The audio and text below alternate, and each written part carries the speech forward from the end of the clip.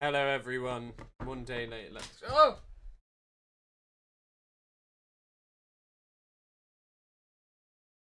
Sorry, I was my dropping that shit. Oh, I hope everyone's doing okay. Hello everyone. Probably I don't. Francesco, is it true you hosted JD Vance in the Cotswolds? Yeah. He literally was in my house. I live at Jeremy Clarkson's farm, and we all had sex. That was cool.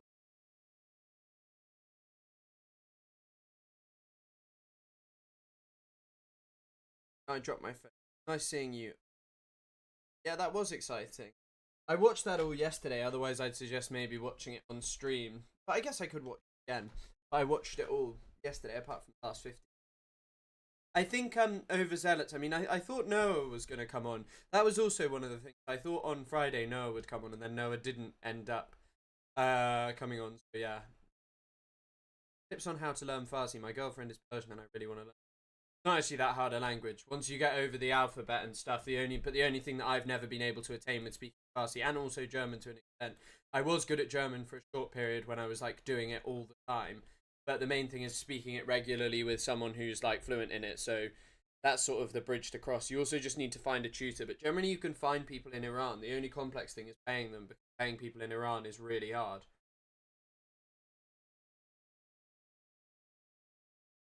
No, we'll hopefully be on at some point. Don't know when. But Overzealots is going to be on next week at either Tuesday or Thursday. So I guess we just work that out and choose the time, and he'll come on. But just einfach. Deutsch. Heckle. Sussy. Hello all. Hello. I had a funny comment on my YouTube video where someone said that I was to blame for a shooting in Crown Heights that has nothing to do with anti-Semitism that happened earlier today. R/Israel sounds like one of the worst possible.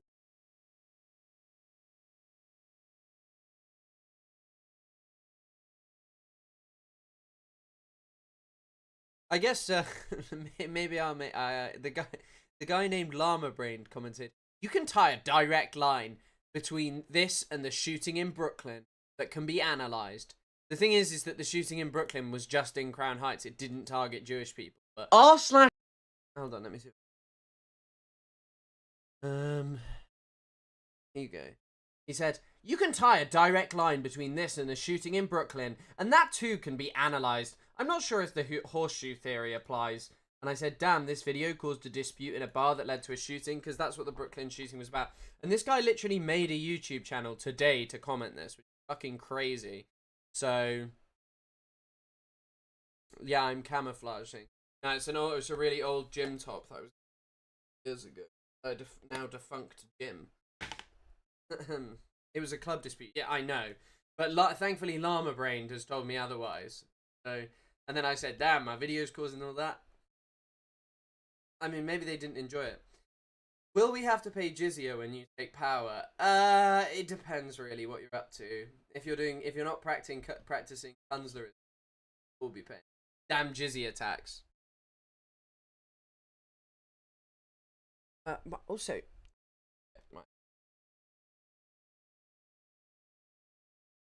maybe it's because the screen's a little. There we go. That looks like that sort of.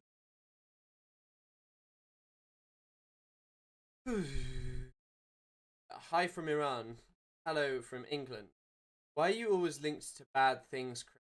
I don't know. Rubio was on the show I just worked and was defending revoking medical visas for Palestinian kids.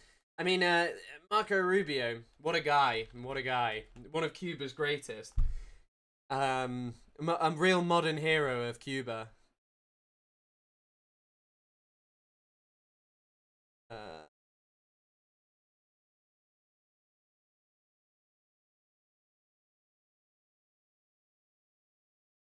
Apparently Twitch is cracking down on fake, according to Dexerto, Twitch is cracking down on fake viewers.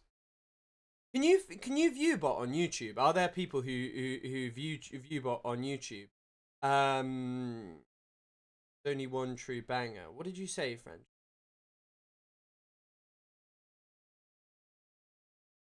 Paying the jism. I don't think we said jizz tax. Thank you very much, FT Yan, and thank you, Tony Soprano. I'm sure that I'm very handsome as well. Nobody links Chris when a good thing happens. You can tie a direct link between Chris and this cat that was. Yeah, you can. I'm actually a boy.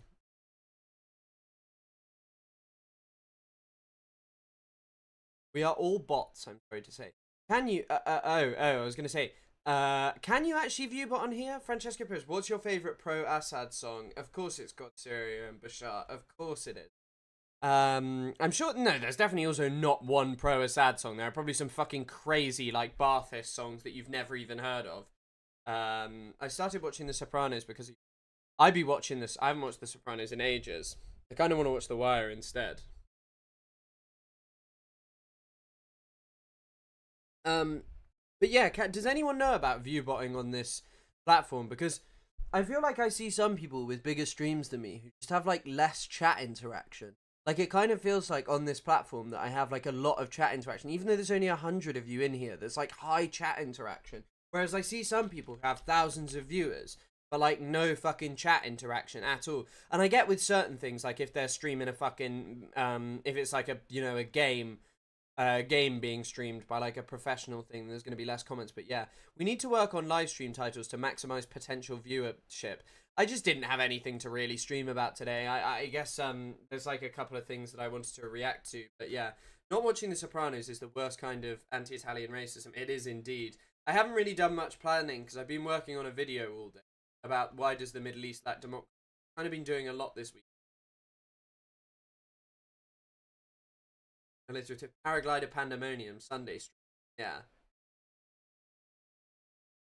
I think your video style attracts over-enthusiastic nerds who comment loads. Well, I mean, you're attracted to me, so I think it's quite an obvious answer.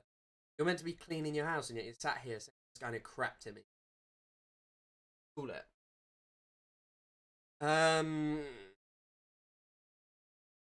Has Ethan Klein even been up to any? I at least know that he was in a fucking... That Lonabox's ex-girlfriend was upset with Ethan Klein because of the stuff to do with... oh my god, maybe I should talk about Destiny's son. Destiny's son is crazy.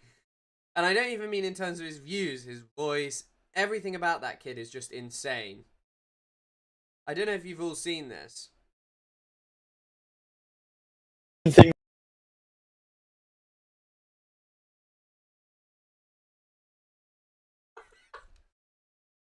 That made you decide to become a Groiper? Like, was there a certain thing that made you decide to join the movement?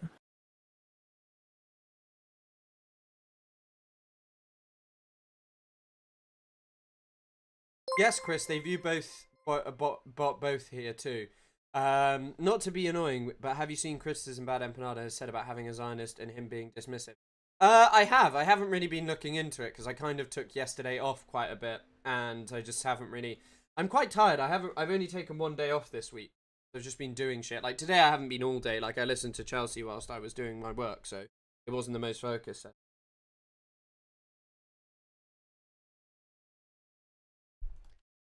Hold on, I'm just changing the stream. But thank you for becoming a member.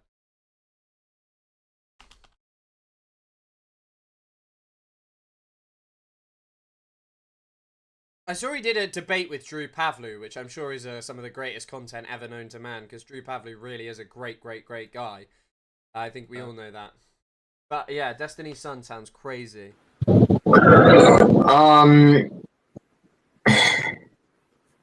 don't know, I just feel like those are the final people on the internet that I can kind of relate to. I'm not Having Destiny as a father leaves you as you're only being able to relate to Nazis. allowed to join Hassan's Discord anymore. I was banned there for trolling. I'm exiled from DCG Discord. No one in the DCG chats talks to me anymore. DCG hates me on Twitter. They banned me in the Reddit.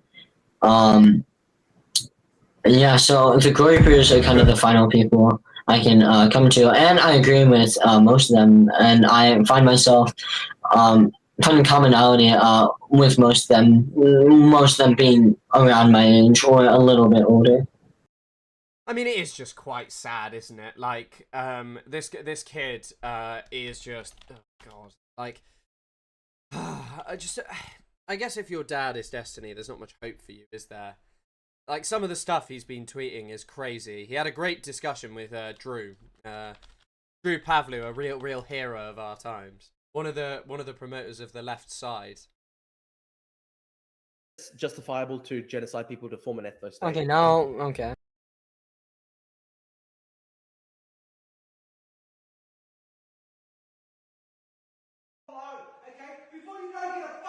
Obligatory clip of Drew Pavlu's father. Make sure that I can do. Fucking profile low, okay? Before you go get a fucking job. I don't care about a job. I'm just Oh, trying. fucking bullshit! I'm not paying for you this your life, dickhead. I'm fighting for what's right. That's why. Just keep your fucking profile down before you won't get hired by anybody. I don't care about the squiggle line. I'm going to. Sure, Epstein's kid said that Hitler is a hero, but have you considered the other guy had a Yemeni on his stream? Yeah, I thought not. I mean, 100%. Yeah, I guess having a Yemeni is one of the most evil things that one can ever do, and it really is, actually. Yemeni teenagers are evil. The thought of a family business of internet debaters makes me sick. Hitler would not have been proud of this. This is not what Hitler wished for. Debating Drew Pavlu on the internet. What? Would it be justifiable to do? I want to know this, right? You said that it's justifiable to genocide people to form an ethno state. Okay, now, okay. What? It's also so funny that Drew Pavlu has all these books which he's just definitely not read. Would it? Or, like, even used for anything. Because, like, I have a lot of books which I've never read all of, but at least, like, I have the thing of clinging to the fact, well, at least I use them occasionally for, you know, an essay or whatever, and they weren't freely or easily available online, and, you know, I couldn't be bothered to sort it out. But, like, just having all of these books on Xi Jinping and just knowing nothing about China is amazing. Would it be justifiable to do that in America today to form an ethno state? Yeah. So It's really funny because Drew Pavlu actually does believe this. you think it's justifiable for America to kill non-whites to form an ethno state? As long as they give them ways to leave and then they start forcing them out after a few years, then yeah. So mass killings, like actually mass killings, give people a time to leave, and then all non-whites should be exterminated. Yep.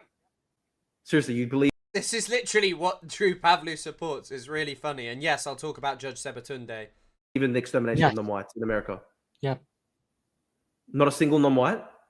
Mm-hmm. What about you? You're a quarter Cuban. I'm more European. So what happens to your grandmother who's Cuban? I mean, why are you bringing family into this? This isn't. Well, you're the one, dude. You're the one who's saying Okay, if that she non-whites should be like- exterminated. Okay, so. I mean, well, how do you think I'm gonna answer this? Genuinely, you just want me to say- you know how I'm gonna answer this. Well, of course you're not going to want your grandmother to be killed. So isn't that telling you that this is a psycho argument, that this is a terrible thing to do Thank you, Zafar Safaz. Thank you so much for the incredibly kind donation. to people? If it would hurt I don't know why it's not making a noise, but thank you. people you love, like your grandmother? She'd probably leave. She would. She is a smart lady, so she'd be packing up and leaving. So you think your grandmother should be deported? You know exactly what I'm gonna say. You're just trying to get me to say it myself. But it's psycho, dude. How can you not see that this is crazy? Yeah, he is 14. Which is just, I feel like you probably shouldn't be debating this. Okay.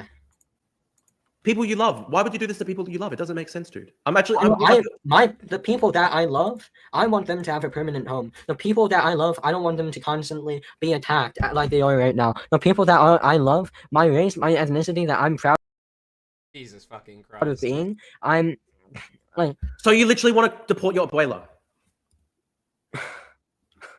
That's crazy, dude. This is crazy. Can't you see that this is a stupid argument? It's not a stupid argument. If you, Of course it is, dude. if you were Dude, touched by Jews, it's crazy. then you would understand this. if you were what? Sorry. If you were in like Israel tucked, you'd understand my. A grown man using ad homs on a 14-year-old. Jesus Christ. I feel like YouTube also just lets Nazis on this platform.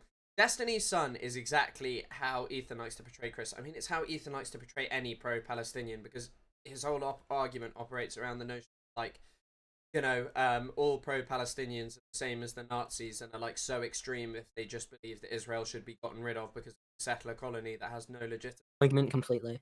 I don't get it. What do you mean? Dude, nobody would deport their own grandmother. You're fucking crazy. Okay.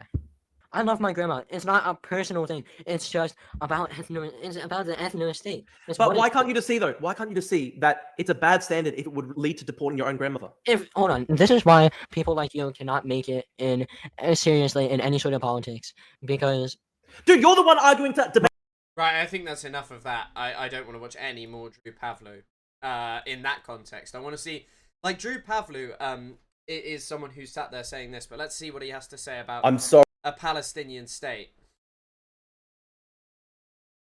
I'm sorry to my friends in Taiwan. The Australian government cannot recognize your sovereignty as a nation, even though you're a de facto independent country, even though when Taiwanese travelers visit Beijing, they go through foreign customs, even though everybody knows Taiwan actually exists as a de facto independent state, the Australian government cannot recognize you because you didn't go out. That book behind there's really cool, the Mao one that's made up of 3 different books. I'm sure it might be a bad book, but it looks cool. On one single day and carry out the worst terrorist attack of the past 10 years and slaughter thousands of people and go house to house, shooting dogs in the fucking head and shooting innocent family members and beheading. I also like how they bring up this point of shooting dogs because, like, that is a thing Israel has done so much of, just sort of like killing dogs. Like, Israel has been doing that since the invasion of Lebanon, if you know that. People while screaming Allahu Akbar and shooting up hundreds. Do I think Drew is an asset? Who do you think is employing this man? He looks really strange as well. Like, maybe I'm, like, not the most normal looking of people, but, like, Jesus Christ, like, his face is so, like, round here. He looks like the annoying orange. Or... Hundreds of people attending a music festival. Unfortunately, Taiwan didn't do that, so they can't get statehood. They can't get recognition by the Australian government. I think that's a sad lesson. I'm somebody who's always supported a 2-state solution. I actually do support Palestinian statehood. But to do it when Hamas has not even disarmed, before Hamas...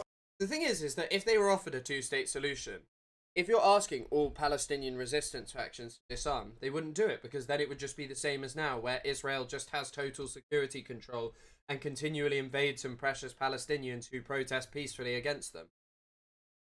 even hands back the last remaining hostages is just crazy. It's just crazy because it's literally a reward for October 7. Like, I could understand Australia recognizing Palestine the second Hamas disarms, the second the last hostages are returned. It's also just a really funny argument because, okay, why did they not do it before? How the hell can you recognize it while Hamas is still fighting this insane jihad total war? Insane jihad total war. Yeah, what a description. I love this guy. And still inflicting so much suffering on their own people in Gaza. The Australian government says, oh, we're not rewarding Hamas. But the truth of the matter is there would not be Palestinian statehood recognition by Australia if October 7 did not happen. So unfortunately, there is a reward in a way. Jordan's not disarmed, is it? Jordan has a military, right? Like, Jordan definitely has a military. And I just think that's sad. Last week... Move your mic closer or turn your mic up. Let me see how loud it is. Recognition by Australia if October 7 did not happen. So unfortunately, there is a reward in a way. Jordan's not disarmed, is it? Jordan has a military, right? Like, Jordan definitely has a military. And I just think that's sad. Last week... Sorry. Yeah, it's my noise gate. I need to fiddle with it. I do this. Audio input capture. Open.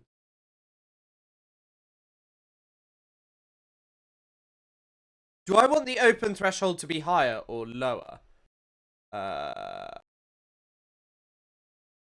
Is that better? Is that better? Does that sound better? The open threshold. So is it the correct mic as well? Week. Is that better? Is Yeah, that there we better? go, Does there we that go. sound better? That does sound better. That does sound better. Yeah. Perfect. Just want people yelling at them. I'm just trying to fix the mic and just fiddle with it. The problem is I also use this for recording YouTube videos. I have to move it around a lot, so it always gets fucked up. Higher equals higher is better then. Right. 3 days ago, Hamas forced one of the remaining hostages, who is now just skin and bones. You can see footage. This is also, I think I'm done with this because, like, it's just slop. But, like, the funny thing about all these people talking about these things is that, did any of you see the video of Marwan Barghouti the other day? Like, they were like, I can't believe he was used for propaganda, this hostage. First of all, Ben Gvir has made multiple videos going into a prison. But watch this video of Marwan Barghouti recently. מי שהתעסק עם עם ישראל, מי שירצח לנו ילדים, מי שירצח לנו נשים, אנחנו נמחק אותו. אתם צריכים לדעת את זה לאורך כל ההיסטוריה. This guy, like, this is literally just, probably in comparison to a lot of members of Hamas, this guy is more extreme. Like, this guy's vision is a total Jewish state over all of historic Palestine, governed by Jewish religious law. So if you're sat there and saying, like, oh, my problem with Hamas is that they want to establish a, is it still cutting out certain words? Open. I want to open. Oh, all right. Cutting out. Apparently Twitch's problem with Hamas is that they want to establish a, is it still cutting out certain words? Sorry, you're just kind of listening, laughing through. But yeah, like, when people, Marwan Bar, 20 years, barbarity by the state, and like, these people sit here and yeah, you know, what they're doing so bad, and it's like, oh, you know, this is hate which is decades. How more?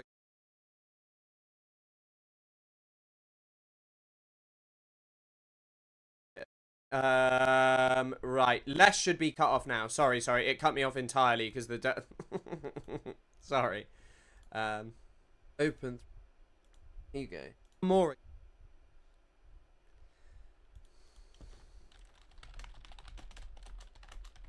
Right. Less should be cut off now. Sorry. It cut me off entirely because the sorry.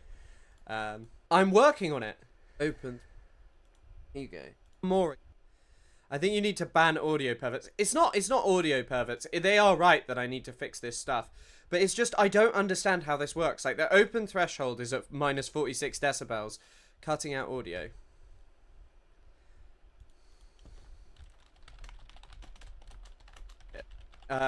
It's not audio perverts. They are right that I need to fix this stuff. But it's just, I don't understand how this works. Like, the open threshold is at minus 46 decibels. Cutting out audio. The audio's fine now. I can listen to the audio. The audio is fine. It's not cutting out right now. But no, I do agree. Like, I do agree with changing up the audio. Like, that's fine. I'm not really used to this. You know, most people who start on YouTube have, like, a brief period where they don't really have many people watching and they're faffing around with the audio then. But, you know, it's like, JK, you're doing great, Chris. Thank you. Self-hating Arab Kurd. I mean, yeah, he is actually a Kurd. I was wondering who you were talking about there, but yeah, he's a Kurd. It's good now. Yeah, it is good. The audio is good. Yeah, it just needs to be... Don't worry, I'm just learning. I'm learning. I'm a learner. There we go. That should be better, I think. I think we're at somewhere good now. Audio better. No. The audio cutting out was from the noise gate. It was.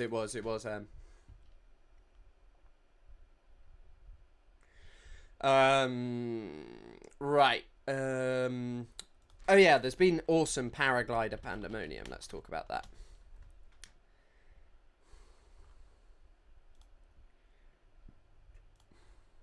Oh, fuck's sake. So this person called Bethany Mandel, who's like a Zionist propagandist, has been posting... you're good though. Shit like this happens sometimes. 100%. I'm just learning. Someone just paraglided into my kid's Zionist summer camp, and the Israeli staff and campers are all panicked, thinking it was a copycat of 10-7. I saw my daughter's bunk run in a panic before they cut the pre-Shabbat ceremony live stream. The amazing thing is that, like, they didn't paraglide into the camp, I don't think. But this woman is also, like, she's, like, complaining about Hamas, but this woman is, like, an extremist. And, like, also, what the fuck is a kid's Zionist summer camp? Like, why are you sending your kids to, like, a political indoctrination camp? Like, that feels fucking weird, you know? Like, let your kid be a kid. I don't even know what Eve Fartlow's doing. Maybe Eve Fartlow blocked me, because I don't even see anything from Eve Fartlow these days. What does Eve Fartlow even tweet? Scotland's best product since Lonabox.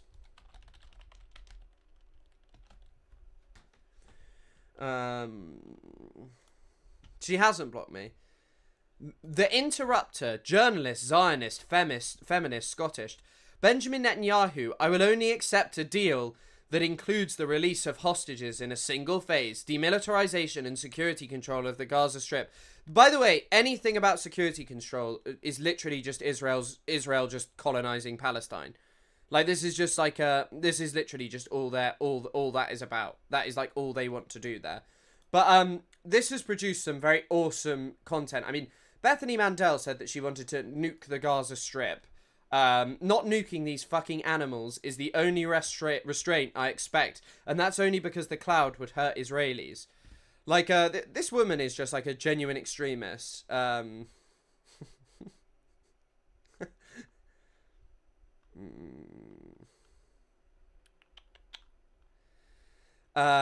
just wanted to see if I could find some of the good tweets about this. There was a video of it, actually, but I don't know if I'll find it.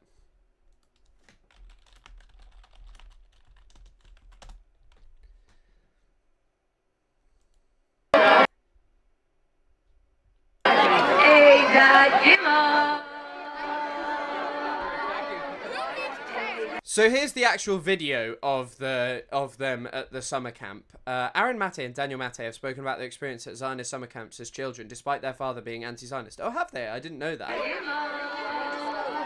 don't need the mic. I know, I'm gonna hold it. Everyone stop right now! Right now! Stop! Gene, wait!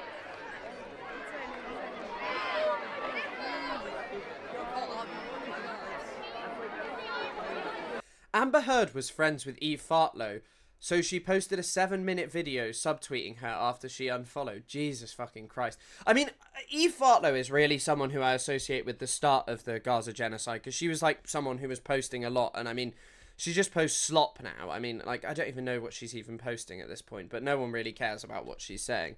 The other guy who's fallen off the map is Lee Kern, but that doesn't surprise me, because Lee Kern was so extreme that even for, like, most pro-Israel people, he just wasn't an acceptable person.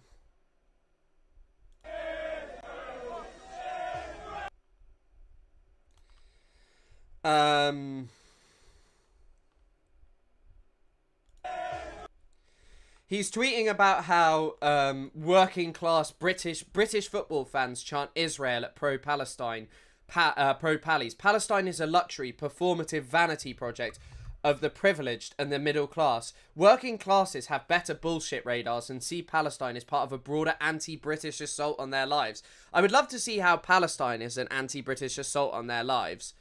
Yeah,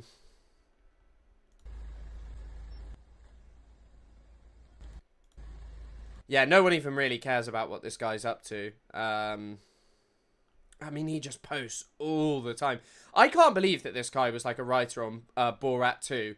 Like, just he's just like posting shit that no one cares about for like all the time.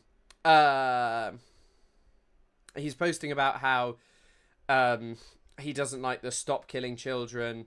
Hannibal Lecter, lol, this guy's very funny. I just want to see if there's a video of him actually posting. Because when he actually talks, it's not really surprising that no one really cares what he says, because he's a very funny character. It's literally just him tweeting about why Anas al-Sharif should be killed constantly. Like, how do you even make money as Lee Kern? Not a movement. It's a new religion, and the liberal West has converted en masse without... Who is this guy? Free Palestine is not a movement. It's a new religion, and the liberal West has converted en masse. Borat was pretty racist, so it doesn't surprise me. Yeah, they were just filming random Kazakh people, weren't they? Without even realizing it. It's not about land or liberation. It's a belief system built on a lie. It has its prophets, the influencers, washed-up actors, and failed academics delivering truth as revelation. It has its martyrs, or the children of Gaza, used as human shields, sacrificed by their own leaders. But, like, why would martyrs be a defining part of a religion? Because, like, yeah, there were Christian martyrs, but there were also martyrs of movements like, I don't know, the American struggle for liberation and such. High priests, the corrupt UN and NGOs who dictate morality and who the world must love or hate. And of course, it has its devil, me, the Zionist. Cast as evil incarnate for believing Jews have the right to exist and govern themselves in their ancestral homeland, Israel. To question the doctrine is heresy. To ask about its billionaire leaders is blasphemy. There aren't even...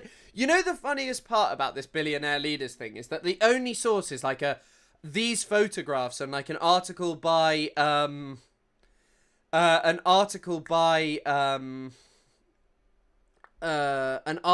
Forbes. No, it's not even by Forbes, is it? It's by like the New York Post or something. To mourn Israeli lives is apostasy.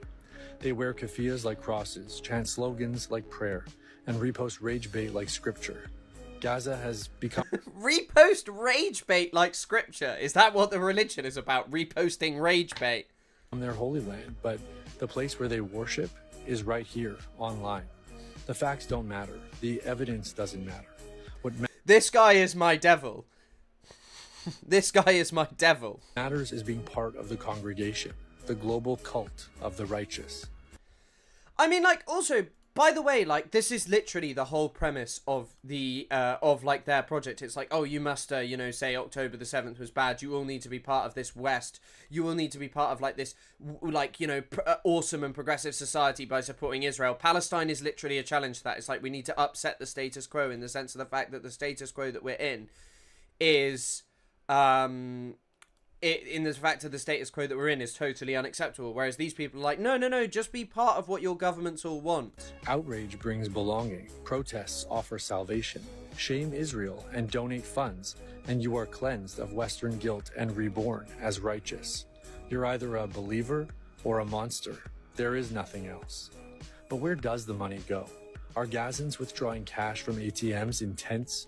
If they're starving and there's nothing to buy, well, there is stuff to buy. It's just incredibly expensive, and there are certain points where there aren't any. Why send money? And if there is food, who is selling it to them? This video's gone on so long that for the first time ever, I've actually heard the full version of this song. Who is profiting? Hamas and their Islamist backers in Qatar and Iran. They could end the war they started today. But why? How would any of those two be profiting from this? Like, how would any of them profit? If Qatar wanted to profit, surely it would just behave more like the UAE in the context of Palestine and doing fuck all. I mean, they don't do that much. Why would they? The more it looks like they lose, the more they win. And they have you doing their PR for free. By engineering campaigns. I mean, like, you are literally doing PR for free for Israel. Or maybe not free. I don't know who this guy is. Campaigns of mass starvation, genocide, and colonization. They can starve their victims, commit genocide, and continue to colonize the region while raking in billions from How are they colonizing the region? Who is colonizing the Middle East? What, like the global Arab movement? The people arguably colonizing the region are the fucking UAE, spreading like dictatorial regimes there. Damn charities, enough to fund their jets, yachts, and penthouses, and it works. They know us better than we know ourselves, and they know us better than we know ourselves. I just want to see. This video is fucking crazy. I just want to see who he is. Like all cults, they prey on the lost, confused, and outcast, promising a future of utopia while delivering nothing but destruction. This is literally a description of the Zionist project. Every time they're just like, we'll win one more war and then everything will be fine. Everything will be good and just and moral. And then like all it is just like you know, just constant genocide. Who is this guy? Mark Changizi. The smell of blood. The Free Palestine movement is a religion born overnight with dogma, symbols, and rituals built on the backs of the victims of October the 7th. These people are insane. Like, this level of craziness is sort of just mental. Here's back to Paraglider Pandamonium.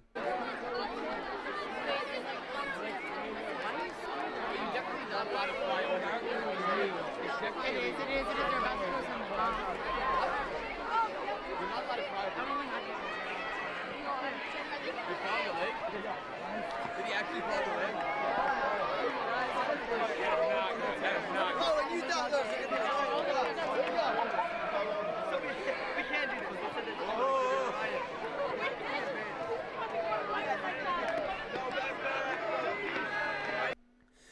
Also, like, I'm sorry, but I'm meant to feel sorry for them whilst, like, the Zionist project are just mass killing children. This is, like, what I'm meant to be thinking about and worried about, like a paraglider flying over a Zionist summer camp.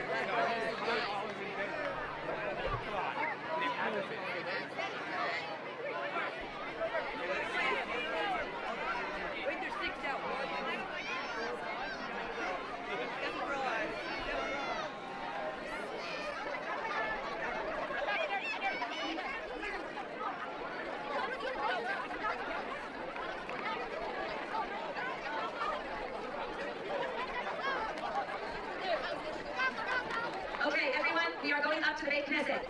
No, maybe down to the pavilion. Like, most of the kids do look fine. I think the person is right. Like, I don't think they are. I think most people are just like, paragliders exist. People are paragliding. It's not like there's going to be a militarized invasion of a summer camp via paraglider because there's not a fucking massive border wall there. Please go. Okay, right now. Hey, that kite's gonna go up to the main Knesset. Right now. Hey, that hey, up to the main Knesset. Right now. Right now.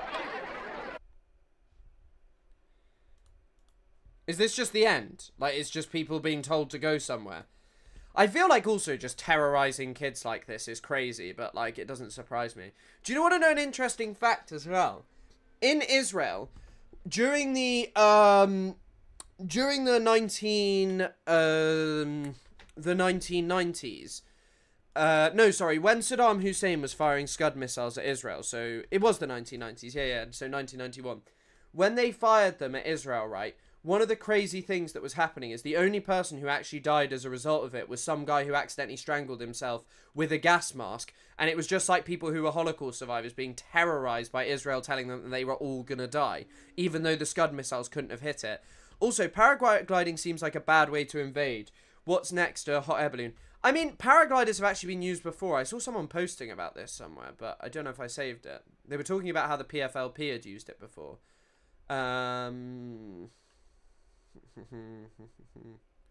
Just want to see if I can find this. So, someone had a good tweet about this, though. They were like, this would be the best episode of Curb if Larry was flying around in that thing. Which I feel like would make for quite a funny episode of Curb Your Enthusiasm, even though I've only ever seen like half of one episode. But I feel like it would be a good episode that Larry David's just paragliding around and maybe he paraglides into Alan Dershowitz or something. That would be exciting. But yeah, like saying that that's a copycat of 10/7. It's like that tweet of that person who was like, the tweet of that person who was like, just saw people paragliding in Yorkshire or something and that they thought it was Hamas. Hold on. There's actually a video that I wanted to watch that I've not seen.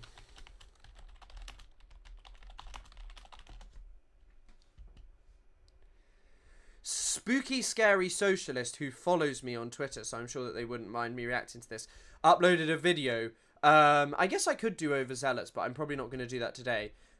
His Twitter is like Good Vibe Politics. Wait, so James Ray did have a good tweet, actually, yeah. I saved it, but I can't find it. My dear friend, James Ray, friend of the show.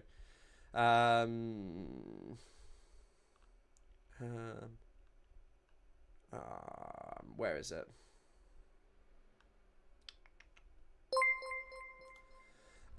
Next you're going to tell me that pro-German American Bund set up a bunch of pro-Nazi summer camps in the 1930s across America. The pro-German American Bund. Is that what they called them? The pro-German American Bund.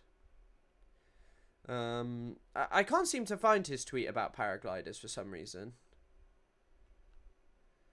I don't know why I can't find it. He had quite a few funny ones, actually.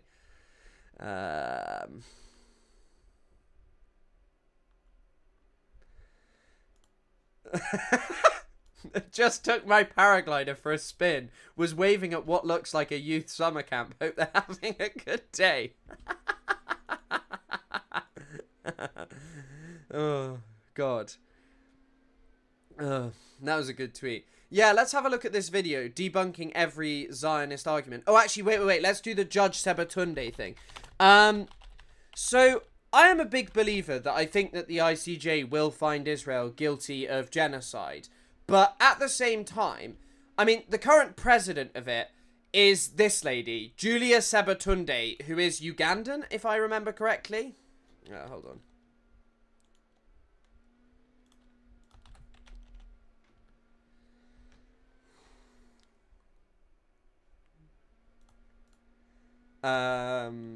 Overzealots vid.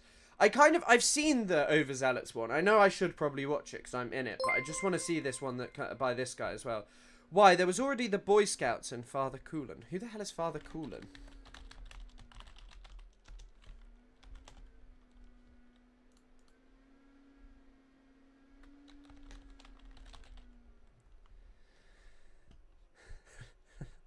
Jesus. After making attacks on Jewish bankers, Kulin began to use his radio program Golden Hour to broadcast anti-Semitic commentary. In the late 1930s, he supported some of the politics of Nazi Germany and fascist Italy. The broadcasts have been described as a variation of the fascist agenda applied to American culture. His chief topics were political and economic rather than religious, using the slogan social justice. Jesus. You'll enjoy him. Are you talking about this? This guy? Because I'm not sure I would enjoy his sermons. I'm not sure they were made for me. I'm not sure they're made for pro-Palestine leftists, really, unfortunately. Judge Sebatunde, the Ugandan vice president of the... Oh, sorry, she's vice president, has said, God is counting on me to stand on the side of Israel, and the signs of the end times are being shown in the Middle East. Early last year, Sebatunde was the only judge on a... Yeah, this is actually crazy when you think about it. This lady was the only person who actually believed this. She went further than the Israeli member of the... what's it called? The ICJ. She was again the sole dissenter when a 15-judge panel found that Israel's decades-long occupation of Palestinian territories was unjustified. In February 2025, a study accused her of directly lifting sentences almost word for word in her dissenting opinion, written on 19th of July 2024. It alleged that at least 32% of Sebatunde's dissertation was plagiarized. Sebatunde declined to comment on the controversy at the time. I mean, this woman is clearly more controversial than fucking... what's his name? Clearly more controversial than fucking Kareem Khan. I know he's at the ICC, not the ICJ, but it's kind of crazy. How did a pro-apocalypse person get a chair at a fucking international court of justice? I have no idea how you even get a chair. Judge Sebatunde.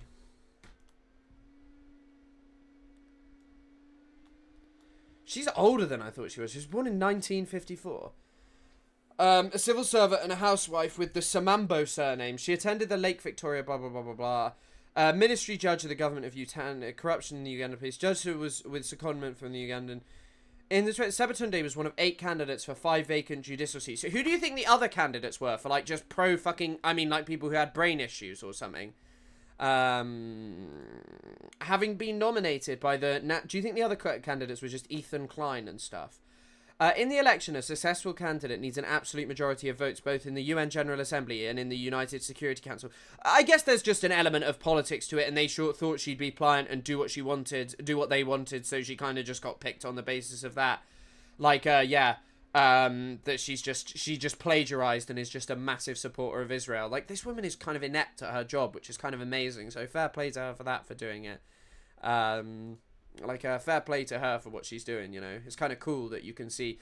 If you... this is the thing. If you believe in yourself, you can genuinely do anything. Sounds like standard. Why are you gay... African evangelism? Why are you gay? What do you mean? Why are you gay? Was that guy an evangelical? Now the 71-year-old has publicly addressed her criticism of her position. The Lord is counting on me to stand on the side of Israel, she said in a 10th of August speak at the Watoto Church in Uganda, according to the Uganda news website Monitor. The whole world was against Israel, including my country. Hold on. I just received a message. Oh, Denims followed me. Including my country. Sebatunde described her disappointment that the Ugandan government has distanced itself from her position. The position taken by Sebatunde is her own individual and independent opinion and does not in any way reflect the position of the government of the Republic of Uganda. Sebatunde recalled, even though the government was against me, I remember one ambassador saying, ignore her because her ruling is not a representation of Uganda. God has allowed me to be part of the last days. Does this really sound like a great person to be doing, you know, to be making serious decisions on international law? Because I personally am not so sure. I'll say that much. Grey Zone Sebatunde.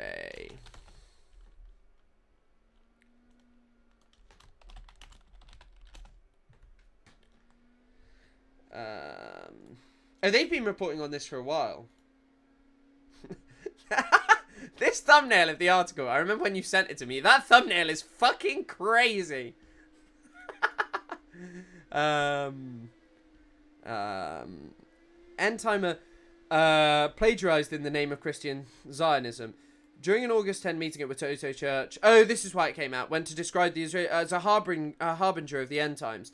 There is something I want to share. I have a very strong conviction that we are in the end times. The signs are being shown in the Middle East. I want to be on the right side of history. I am convinced that time is running out. I would encourage you to follow developments in Israel. I am humbled that God has allowed me to be part of the last days. Seriously, like, how is she still keeping her job? Like, this is insane. With new countries joining South Africa's case accusing Israel of committing genocide in the Gaza Strip and a ceasefire potentially enabling war crimes investigators to gather fresh evidence of Israeli atrocities, a leadership campaign shake-up at the ICJ threatens to undermine the campaign for legal accountability. The ICJ's President Nawaf Salam resigned on 14th of January 2025 to become Prime Minister of Lebanon and was succeeded by Julia Sebatunde of Uganda. Many observers were stunned when Sebatunde voted no on all resolutions introduced by South Africa in 2024, placing herself, including Ahran Barak. So I mentioned that. The Ugandan judge rejected the court's call for Israeli military to halt deliberate assaults on civilians, end its policy of displacement, and cancelled its planned invasion of Rafah. Like, honestly, also, by the way, it's so funny that the West is like, yeah, you know what, like, state, politics and religion don't mix, and this person is just, like, fully aligned with what Israel... what like Israel is doing, and she is just crazy. She is just like straight up a religious fanatic. Sebatunde's opinion opened with a lengthy history of the Israel-Palestine conflict that blended well-worn Zionist propaganda with the Old Testament in rejecting her colleagues.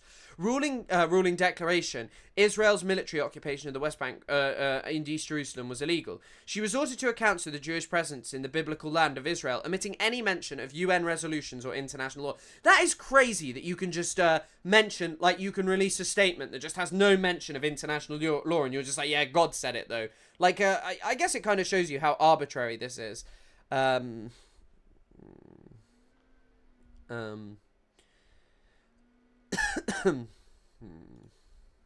What did Zach Foster say? Judge Sebatunde plagiarized sections of her dissenting opinion in which she voted against all the provisions. The name Palestine applied vaguely to the region that for 400 years before the World War I was part of the Ottoman Empire. This sentence was plagiarized word for word by a 2021 article by Douglas J. Fife by the Hudson Institute titled The Forgotten History of the Term Palestine, in which he writes, Palestine applied vaguely to a region that for 400 years before the World War I was part of the Ottoman Empire. It gets worse. Sebatunde plagiarized the next two sentences as well. In 135 CE, after stamping out the second Jewish insurrection of the province of Judea or Judah, the Romans renamed the province Syria Palestina. The Romans did this as a punishment to spite the Yehudim, and to obliterate the link between them and their province known in Hebrew as Yehuda. The name Palestine was Palestina was used in relation to the people known as the Philistines and found along the Mediterranean coast. These two sentences were plagiarized from the same Faith article. Sebatunde makes a pitiful attempt to change a word here or there, but this is a textbook case of plagiarism. This is kind of crazy. I remember this coming out like at the start of the year, but like truly unbelievable stuff. Like, well done to her for getting this job. She plagiarized PragerU. Oh, fuck's sake. Where did you see she plagiarized PragerU? Because it does. I can't see that here. Source, why it's my special imaginary friend. Yeah, it was revealed to her in a dream that it's the end times, and so we should support her. How do people like her and Huckabee hold positions of power? Because I don't think the state is as separated from religion as people like to imagine. I think that it's just not as true as people would believe. Like, at all. like I just tell you that's just how I feel. And in his sermon, Skinner also boasted of Watoto's donations to a blah blah blah blah blah.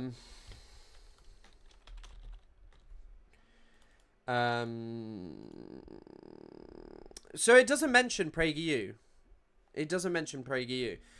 An unhinged propaganda think tank, because why bother trying? Yeah, I mean, also, why bother changing it? Just why didn't she just quote them and be like, yeah, this is something that someone else said, but I just believe it totally?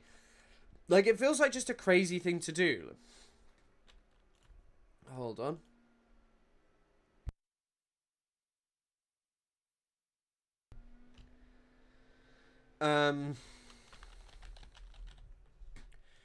Okay, so this is an article. The International Court of Justice President Julia Sabatunde is a plagiarist. She also plagiarized from PragerU. I mean, like, if you do plagiarism, it literally can get your essay just, like, fully taken out by a university. But, like, if you do it at the ICJ, well done, you're going to become the president. PragerU, another organization with decades of expertise, not in history, but in distorting history to present Israel in a positive light. The British government offered the Palestinian Arabs 80% of mandatory Palestine and the Jews the remaining 20%. In a suggested split that was heavily in favour of the former. Despite the tiny size of their proposed state, the Jews voted to accept this offer, but the Arabs rejected it and resumed their violent rebellion against the British mandate. I was talking about this the other day on stream. The only reason the Jewish people accepted this was, first of all, they got the north of the country, which was where the best ports were, like Jaffa, Haifa, all these places, that they all of a sudden got. They only owned a really small amount of the land at this time, but it was also just the legitimization of a Jewish state. Like, all of these people who were talking about this stuff were like, you know, at the time, they were like, yeah, we should just take what we can get and build a state. There's literally a quote of David Ben-Gurion talking to Chaim Weizmann, and Chaim Weizmann, I can't remember who says which to who, but it's at some conference in the 1940s or 50s, no, sorry, 1920s. And what they say to each other is like, why didn't you ask for a state? And he was like, because the British will never give us a state. But if we ask for like para-state institutions, we'll get all of these things. So the British offered them 80% of the disputed territory, the Jews the remaining 20%, yet despite, Jesus Christ, it is just almost word for word, but slightly longer. Israeli Prime Minister Ehud Barak met at Camp David with PLO chairman Yasser Arafat to conclude the new two-state plan. Barak offered Arafat a Palestinian state in all of Gaza and 94% of the West Bank, with East Jerusalem as its capital. The Palestinian leader flatly rejected the offer. This is something that Ehud Barak denies, by the way. Ehud Barak says,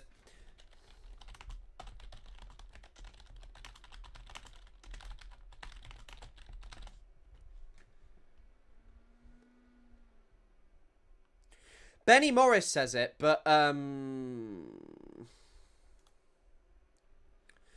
here's Decolonize Palestine's piece on it. Let's just have a look. Camp David is one of blah blah blah blah blah. Incredibly generous offer. Prod any of the two other periods of negotiation off apart without delving into the specifics. In general, in the quest for the two states found its genesis in the diplomatic process in the 1970s. The claim that Barak offered the Palestinians everything they could ever want for peace and that Arafat simply threw all away. Articles started emerging saying that this was a perfect test for Arafat's intentions, that he failed miserably, and asserted that the Palestinians refused to make any concessions or compromise on anything. Thus it became part of the canon that the Palestinians had once again rejected a peace offer by Israel, proving that the Israelis had no partner for peace. Let's step away from the sensation and a media spin and take a bit of a deeper look into what Barak offered. To begin with, the often repeated line that Barak offered the Palestinians the Gaza Strip and 96% of the West Bank for a state is completely untrue. Barak offered the Palestinians 96% of Israel's definition of the West Bank, meaning that they did not include any of the areas under Israeli control, such as settlements, the Dead Sea, and large parts of the Jordan Valley. This meant that Barak effectively annexed 10% of the West Bank to Israel, with an additional 8 to 12% remaining under temporary Israeli control for a period of time. This is the funny thing, by the way. It's always like, oh, why didn't the Palestinians accept this? The Palestinians did accept 22% of their historic homeland, with Israel taking 78% of it, the greatest deal any colonizer has ever got from a colonized person in the context of the Oslo Accords, but even that wasn't good enough for them. In return for this annexation, Palestinians would be offered 1% of desert land near the Gaza Strip. Thus, the Palestinians would need to give up 10% of the most fertile land in the West Bank in exchange for 1% of desert land. Not to mention that if past record is any indicator, the additional 8 to 12% under Israeli control would remain so forever. Yeah, like, also, by the way, people started to realize, and this is in part Yasser Arafat's own fucking fault, that that when it came to the Israelis, negotiating with them was just a terrible idea and just didn't work very well. Like, it just didn't end up working very well. But of course, you know, you can just repeat this if you're a leader of the ICJ. In addition to this, Israel demanded permanent control of Palestinian airspace, 3 permanent military installations managed by Israeli troops in the West Bank, Israeli presence at Palestinian border crossings, and special security arrangements along the Jordan borders, which effectively annexed the land. Yeah, like, when you look at this kind of stuff, and, like, all of this stuff, if Israel were to maintain security control, all of these fucking people are always like, yep, you know, when it comes to these Palestinians, these damned Palestinians, when they like want security control, that would just mean Israel invading Palestinian land whenever they non-violently protest. And like, this just deal, anytime you actually look into the meat of a deal, it's never actually as they state. It's just Israel like offering some deal which still remains fucking beneficial to them. Alright, let's do something more chill now and watch this video by Spooky Scary Socialist, who has a debunking every Zionist argument. Let's see what it's like.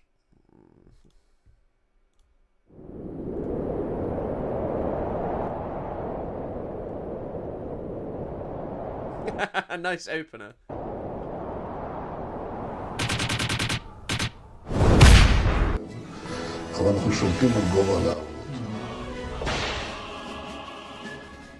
Making it happen. Thank you. This is a good video.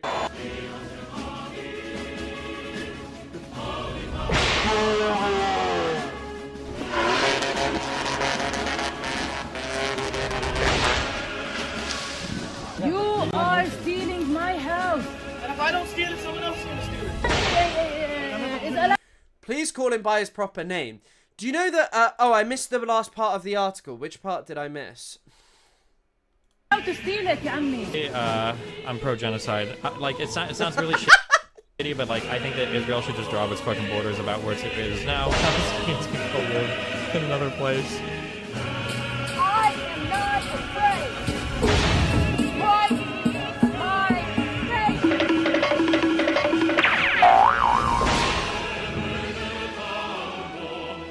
May Allah awaken the people and help them to see the evil doings of Israel and the United States.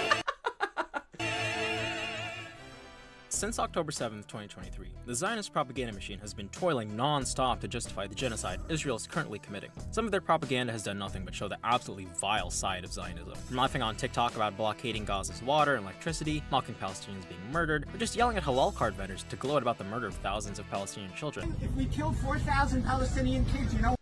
The Grey Zone article. Hold on, I'll look at it. I'll just finish looking at this.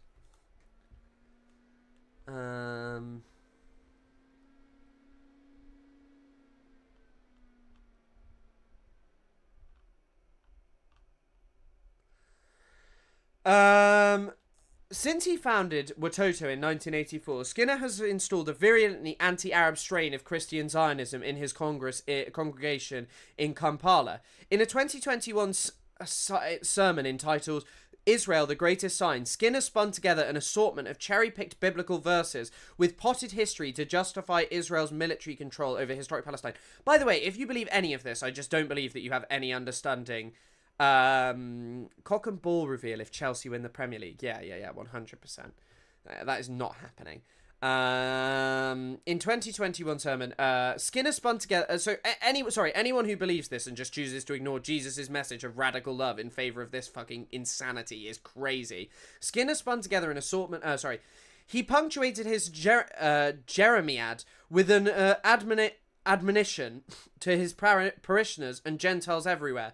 If you bless the Jews, you will be blessed. If you curse the Jews, you will be cursed. Like all Christian Zionists, Skinner saw Israel's foundation as the fulfillment of prophecy. May the 14th of 1948, the tinny-voiced preacher proclaimed, and on that day, little 4 or 5 foot 3 David Ben-Gurion. What? Does he think David Ben-Gurion was like 4 foot tall?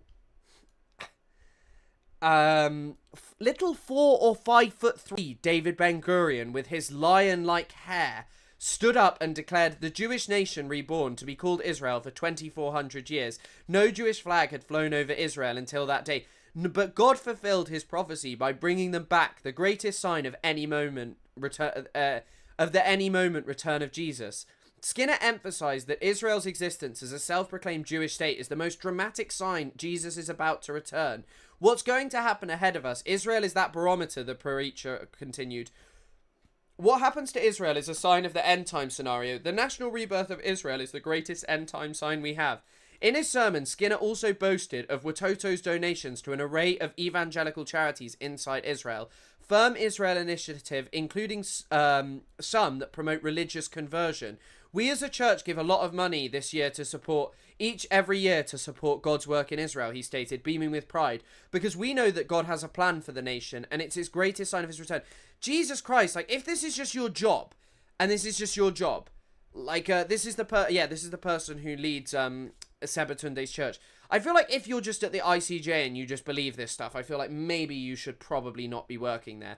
Skinner's eschatological view of history clearly informed Sebatunde's dissent against the ICJ ruling on South Africa's genocide case against Israel. Though Uganda's foreign ministry condemned her radical opinion, powerful evangelical figures inside the country with close ties to the presidency hailed her as a heroine. Not all heroes wear capes, declined Patience Rubabongogo, an influential Pentecostal preacher in Kampala. Julia Sebatunde has made a historic stand at the ICJ. May God always remember her for mercy, and may Uganda as a nation always be found on the Lord's side. Rubabongogo happens to be the daughter of Yoweri Museveni, the flamboyantly evangelical president of Uganda, whose wife Janet, a close ally of the Watoto Church, is known for her biblical interpretations of history. Frank Kisaki,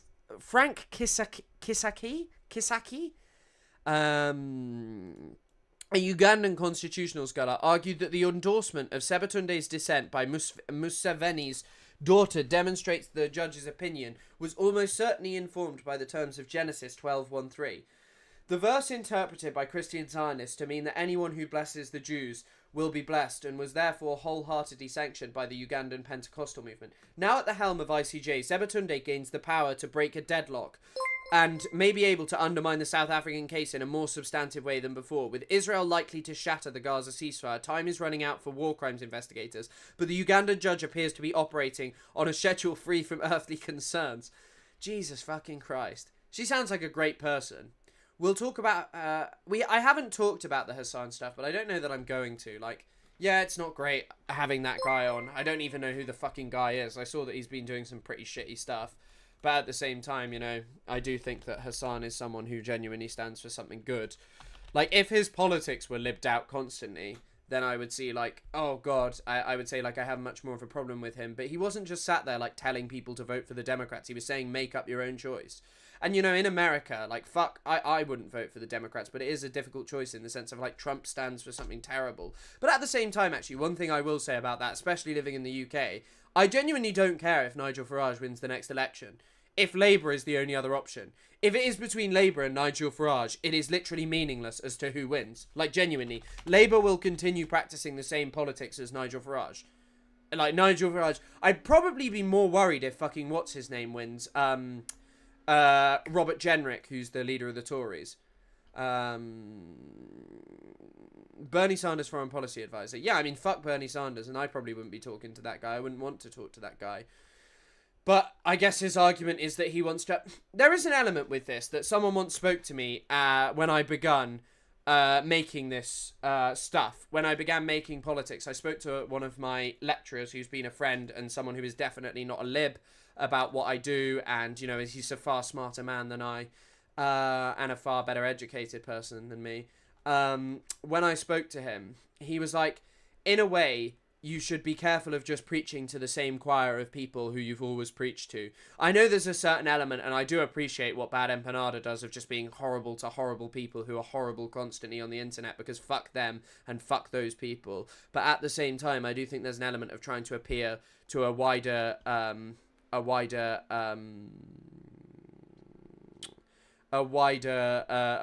pool of people.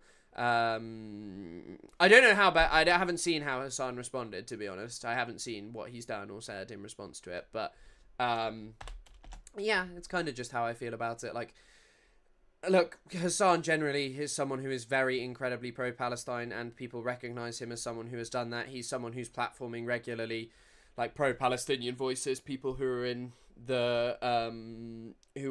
the Gaza Strip, people who've worked in the Gaza Strip and all of these things. So yeah, don't doubt your educational skills. Well, a professor is definitely more educated than me, so for a version of Zionism that never truly existed, thereby trying to rehabilitate Zionism. Who was trying to advocate for Zionism? You and chat are blocking part of the video. Sorry, I will move myself up here, and then we have donations in the middle. Dude, Bad Peninsula literally hates fans like that, and they both hate turning legitimate issues into drama. What do you mean, hate fans like that? What do you mean? You're blocking the subtitles. Yes, I understand. The response was so bad, and to be honest, very obnoxious. What did Hassan say?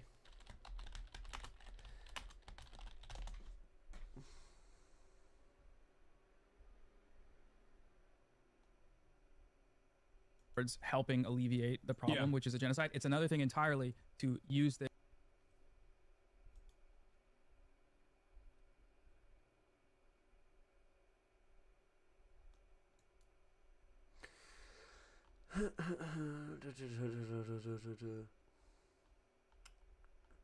Sorry, I'm just seeing if I can find what he said. Some of your fellow progressives say that there should be a full-on ceasefire, which would require...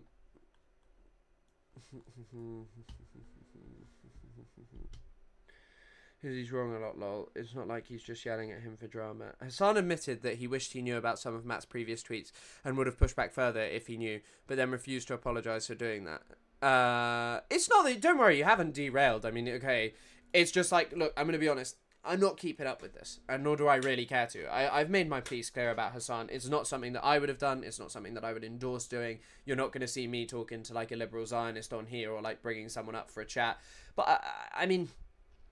I suppose, you know what, like, people now quote Avi Schleim all the time, but someone told me this about Avi Schleim who actually fucking knows Avi Schleim. Like, not who's worked with Avi Schleim. They told me that Avi Schleim used to be a liberal Zionist, and Avi Schleim, like, he's had conversations with him, and Avi Schleim has increasingly stopped being a liberal Zionist because of conversations and stuff, but I guess platforming him is, yeah, terrible. But someone like Bad Empanada would tell you never, ever, ever talk to someone who's a liberal Zionist. I mean, I think that, like, ultimately liberal Zionism are, like, the exact same thing. Like, I think liberal Zionism are one in the same. Like, genuinely, liberal Zionism and Zionism. And in fact, I think I should make a video about Hassan Piker about it. Can you guys stop watching worshipping Bad Empanada and Hassan? That's Bad Empanada style in criticizing someone. It works better or something. Tom says it's wrong. Yeah, I suppose that's kind of the thing. Like, I suppose, like, for me, Hassan is someone who I have spoken to a few times. He's platformed my videos. I like him because of that. I think he's a nice guy as well. I also have only really... Like, I have watched Hassan, and I sometimes watch his YouTube videos. But as I've told you before, the time that I've watched Hassan the most was, like, during Leftovers and during that period. So, like, my knowledge of what Hassan does all the time, it's not the best, you know. I think Avi Schleim has done the work to overcome his past. Oh, indeed. Avi Schleim has definitely done the work to overcome his past. But also, by the way, some of the best, like, Gershon Shafir, who is, like, I think now you could probably do away with Gershon Shafir's work if you're not someone who really cares about learning about Palestine.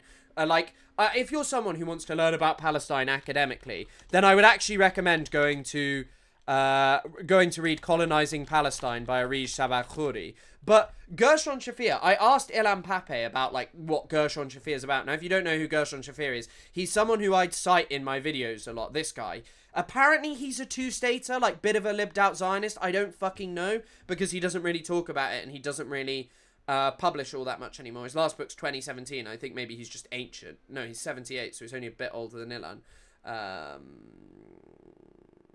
Get out of any drama slot. I just mean I'm not going to fight with Hassan over this. Like, I do not see the point. People take Bad Empanada too seriously. Yeah, I think people take everyone too seriously. As I say, I always used to say this when people used to message me about being a hero. I am most definitely not a hero or an inspiration. I'm a failed person who does things that are like, you know, not great, that is not perfect, where I've done things and said things that are imperfect and got stuff wrong. Particularly on Syria, I got stuff wrong. I'll admit that. Like, I kind of regret that, but I don't know. That was probably like my take on Syria was pretty fucking libbed out. I was like, oh, it's part of the Arab Spring, and I think in a sense it was the fall of Assad, but I think also the fall of Assad was orchestrated by probably the UAE and Saudi Arabia, and I didn't believe that at the time because there's a very strange article about that. Hassan is a demsoc, meaning a sock dem, meaning a lib. I don't think Hassan really is a lib though. Like, I think he's someone who tries to explain to people about American foreign policy. Like genuinely, I think his takes on American foreign policy are not what you would say constitutes liberalism. Just because someone doesn't believe exactly what Bad Empanada believes and does, it does not mean that they are a lib. I'll say that much. Like, Hassan is someone who is unequivocally against Zionism, and I don't think anyone who was a lib would platform me. Like, you know, that guy who was talking to me the other day. Coalition building is a necessary skill. I think coalition building is a necessary skill to a certain point, but I think that also there is a certain definitely merit to saying, hey, let's not just like platform and talk to Zionists like that, like someone who is not lived out. There is also, by the way, someone I talked to on Twitter, like a lady who I talked to on TikTok. And when I first talked to her, she was like a pretty libbed out Zionist, but like heading towards not being. And now she's like fully anti-Zionist, like, which is bizarre. And she lives in Israel, so maybe there is some merit to it. I don't fucking know. To be fair, he may actually be part of the Ottoman Empire's plans to reconquer Europe. You probably don't know this, but there was like some politician who's German and Turkish who said that actually he's part of the plan to reconquer Europe. But yeah, okay, I think that that's probably enough. Sorry, he was saying that Turkey was now going to reconquer Europe and the Balkans and such by breeding in more Turkish people.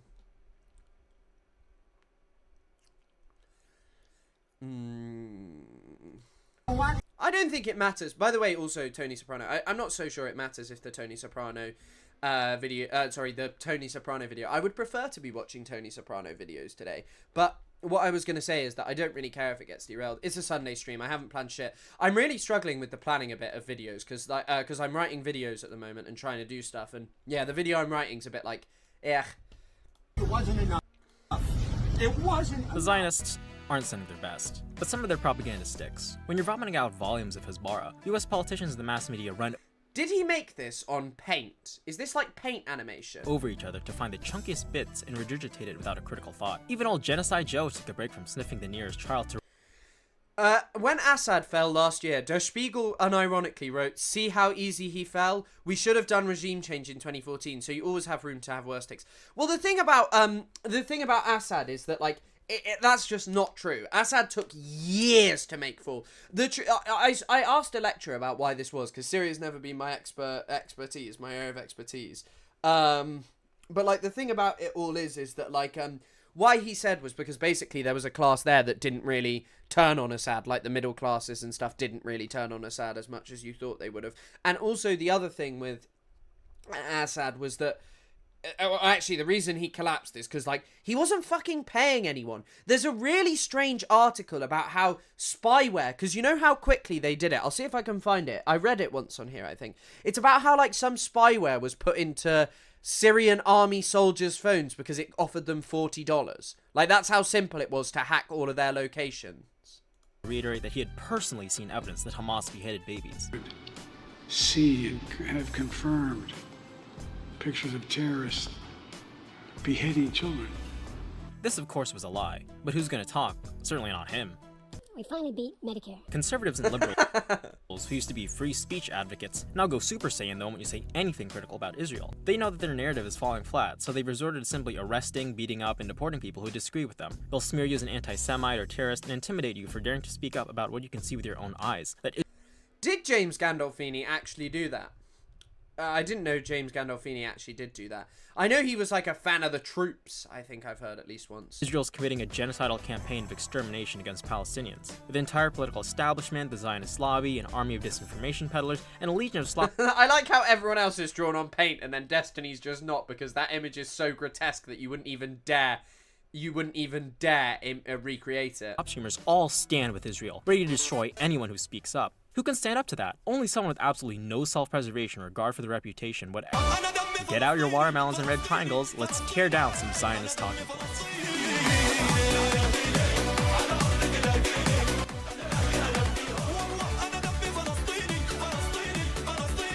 On March 10th, 2003, 10 days before the invasion of Iraq, the lead singer of the American country band the Dixie Chicks spoke up against the war. Just so you know, we're on the good side with y'all. We do not want. Why do people do this in their YouTube videos? Like, just put it on in a small bit in the middle. War.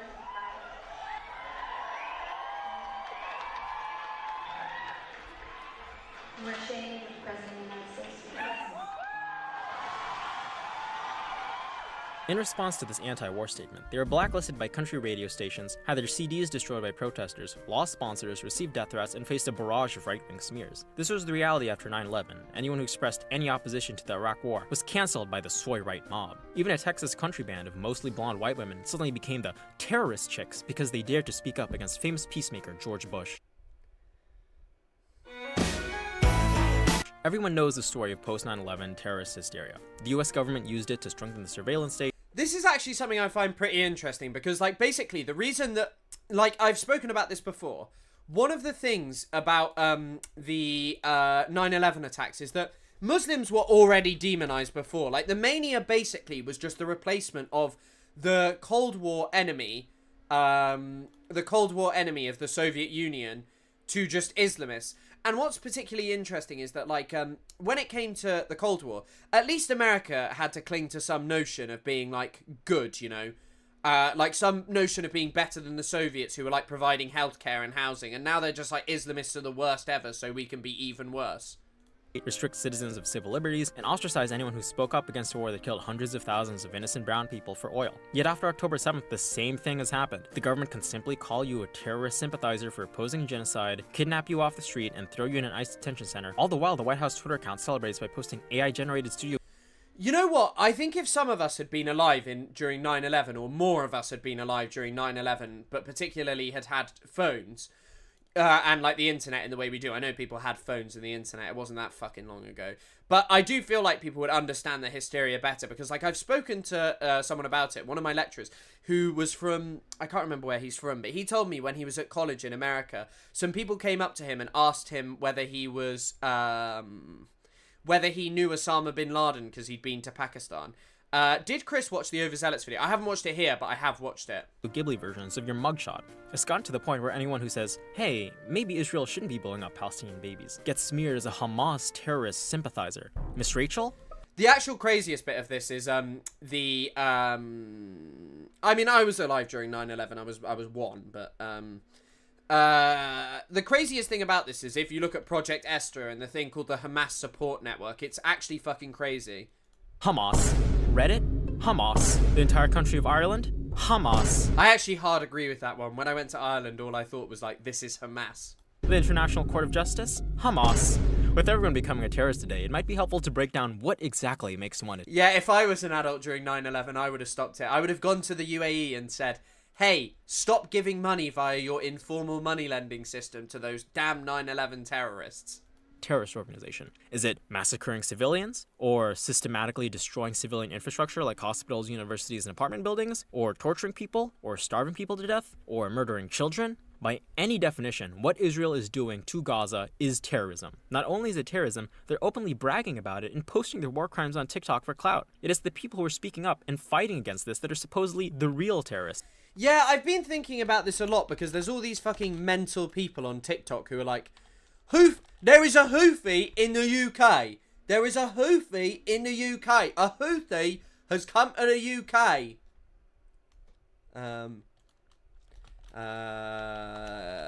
On TikTok, and it's just Yemeni asylum seeker under investigation about we got to go to the world's greatest website, GB News, very important place to learn.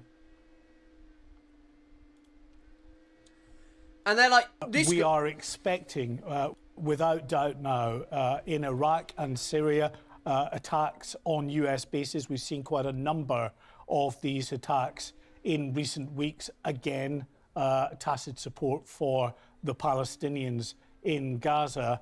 And the Houthis themselves, they're saying that there will be reprisals. I think there's no doubt there will be. They have a capability. I mean, they're 200,000 strong. It may be a militia in many people's eyes, but they've been well armed with these relatively cheap drones. They're about £2,000 each.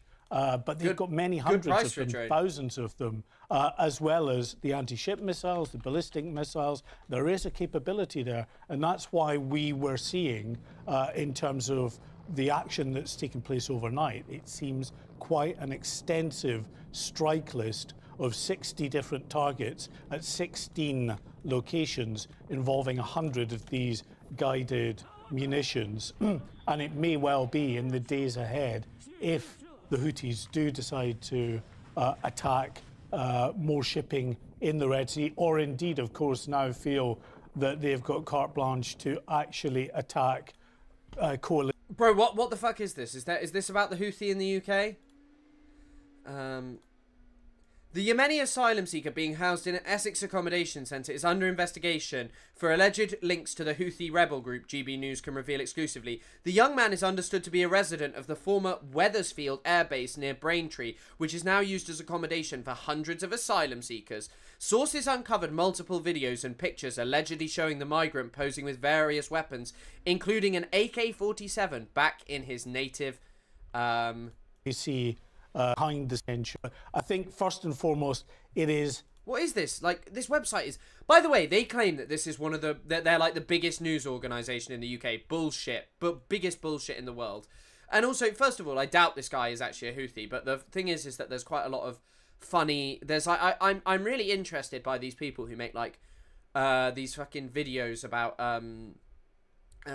Doesn't he look like migrants and asylum seekers? like a Welsh choir boy? I need to show you how corrupt this whole thing is, right? So yesterday the Britannia... By the way, also, the craziest thing about if you're a right-winger on TikTok is how TikTok's promotion of videos works. This video has 30,000 likes and 400,000 views. That is unbelievable. 40,000 if you want to say. My videos could not do that, and he just makes the same video about how this guy is like broken into someone's house. Sounds terrible, but yeah.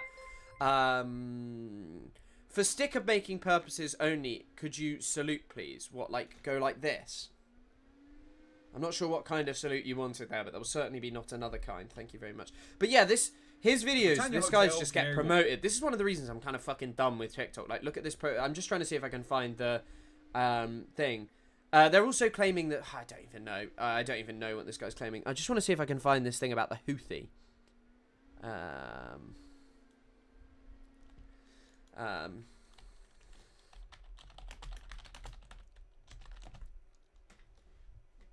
Some major breaking This is the guy I found. News for you people. Share it far and wide before it gets censored. This is huge. And this is what we've been talking about over the past couple of weeks. If you've been watching my content and been watching my videos and sharing... Google salute and do the first one that you do. I'm proud of the communist flag. You will know this is what we have been talking about. Now... This is what we're all talking about, the Houthis in the UK. There is, allegedly, a Houthi militant living in migrant accommodation in Essex. Now, images... Poor guy having to live in Essex. ...of this militant have been released, and you can go and see them on X. I'm going to show you one here. But that is all...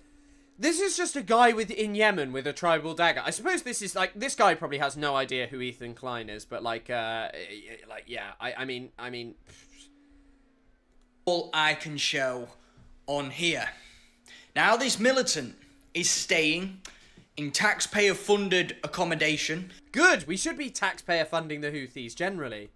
The Houthis aren't a designated terror organisation, are they, in the UK?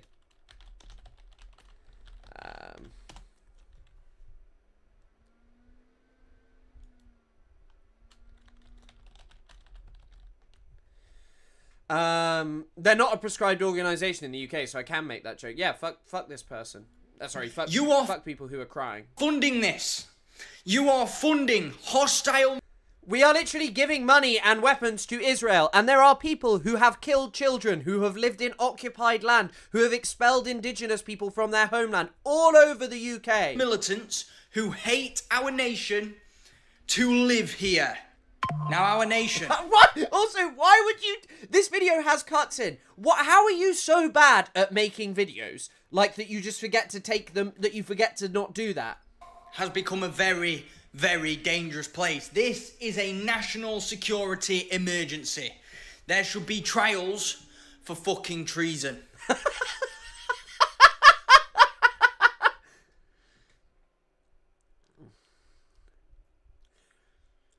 But, like, TikTok will just promote these videos. Like, TikTok just promotes them. There was some guy also, like, holding a sign saying, kill them all at one of these protests. These people are, by the way, so racist. Like, just so insanely racist. Like, but, you know, TikTok will promote this. 26,000 likes and 930,000 views. I could never, ever, ever do that. Fair play to him. Like, my video has 20,000 likes and 100,000 views.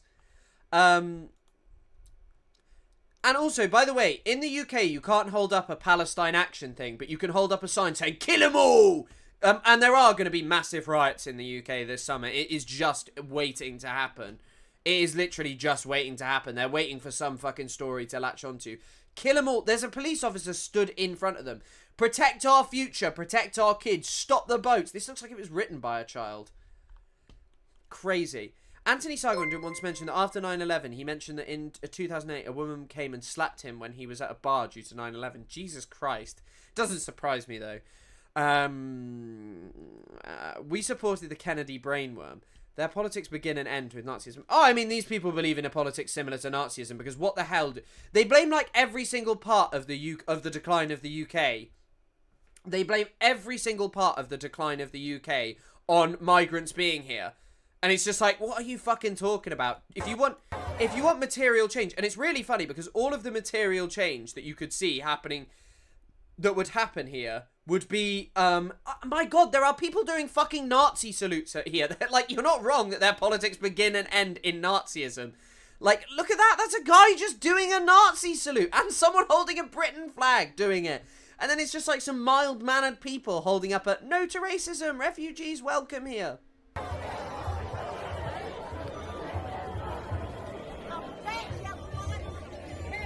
But the thing is I don't think you can dismiss this as just nonsense politics, because there are a lot of people who believe in this shit, because it is so much easier rather than to reflect on, like, the UK is not doing well, like, the capitalism is a failing and dying ideology. That's so much easier to, like, dismiss and just go, nah, those people are crazy, rather, sorry, that's so easy to dismiss. But it's so much easier to literally just pin this all on migrants. Like, it is so easy. It is so comforting. In the same way that it feels like so cathartic to be like, well, actually, you know, when it comes to climate change, all the experts are wrong and I'm right. I know something that they don't. Confronting the fact that the world is dying around us, you know, it's just ridiculous.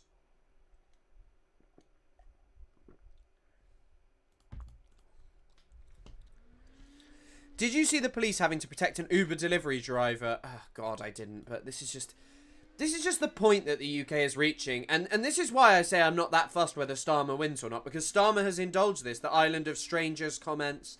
This is in Falkirk. Where the fuck even is Falkirk? These are all in just like the places in the UK. As in Scotland. Have you read R.P. Dutt? No, I've never heard of R.P. Dutt even. Thank you for the donations. It's giving Priti Patel wishing Winston Churchill a happy birthday. I actually do know where Falkirk is. I thought it was in the UK. Well, I thought it was in England rather than Scotland. I want Welsh independence so bad. England is cooking us all. England's a shithole, man. Like, England's a shithole because it is too expensive to live in. It is bizarre that we have such a fucking heinous asylum system where we bring over so many people, where we've destabilised their countries, and then, like, only allow them to work in a very predatory industry where they have no rights whilst we sit processing their asylum claims for 2 years. It's just ridiculous. In the same post 9/11 hysteria, civil liberties and free expression are stripped from you by simply slapping the label terrorist on you. This is also, by the way, sorry to like hard launch back into the video, but like I would say that this is also really similar to communist and also globally, because like when you have like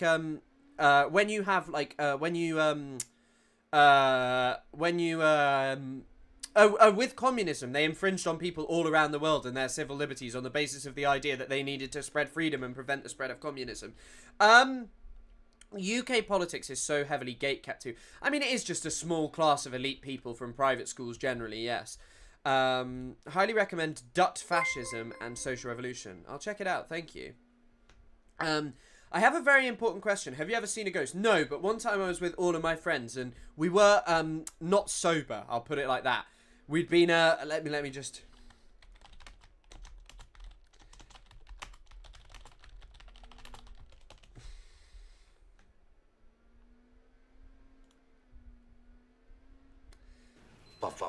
We'd been partaking in this kind of stuff.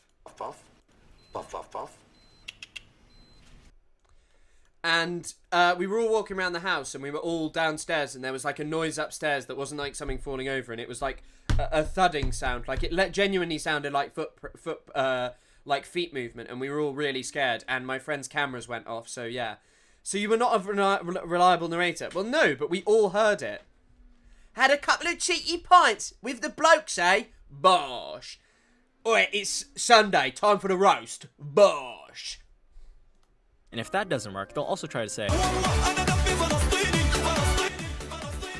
this is another fun smear they try to put on anyone who speaks up against Israel's genocide of Palestinians. The counter argument is quite simple. Criticizing Israel is not the same as hatred of Jewish people. Opposing Zionism, a political ideology that supports the establishment of a Jewish state in Palestine, which necessarily entails ethnically cleansing Palestine's original inhabitants, dispossessing them of their land, and denying them of their human rights, is not the same. This is something that I thought Overzealot spoke about well, and something that every now and again, whenever I end up reading Patrick Wolf, that I end up focusing on. The truth is that the expulsion of Palestinians is part and parcel of the Zionist project, and the only way you can look at it is through the consequences for Palestinians. Stop trying to skirt around that and go to like, Israel was actually fun and awesome. Same as hating Jewish people, any more than opposing apartheid South Africa was anti-white. Certainly everyone reasonable understands this, right? The U.S. House of Representatives has approved a resolution equating I don't think there are actually raccoons in England. I've never seen a raccoon. Are there? I don't actually know. I've never seen... There have been sightings of raccoons in the UK, though they are not native and are considered an invasive species. I have never seen one, though. So maybe it's a rarity. I'll go... Maybe I can do an IRL stream where I hunt raccoons in the UK. Zionism with anti-Semitism. Alright, let's take this from the top. So, Zionism originated as a thoroughly Christian idea before it ever became Jewish. After the Reformation, the idea was thrown around in Christian circles of bringing Jewish people to Palestine to fulfill biblical prophecy, bring about the second coming of Jesus Christ, and trigger the end times. A lot of these proto-Zionists were anti-Semites and believed that Jewish people could never assimilate into... There's actually a really funny mixture of anti-Semitism and also, like, bizarre beliefs about Jewish people. Like, some people, who's the British Prime Minister?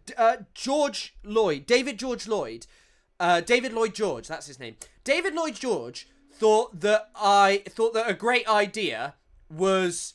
David Lloyd George thought that, like, Jewish people were really powerful and that they kind of controlled the world, so giving them a state would be good for the UK. Like, interesting comment.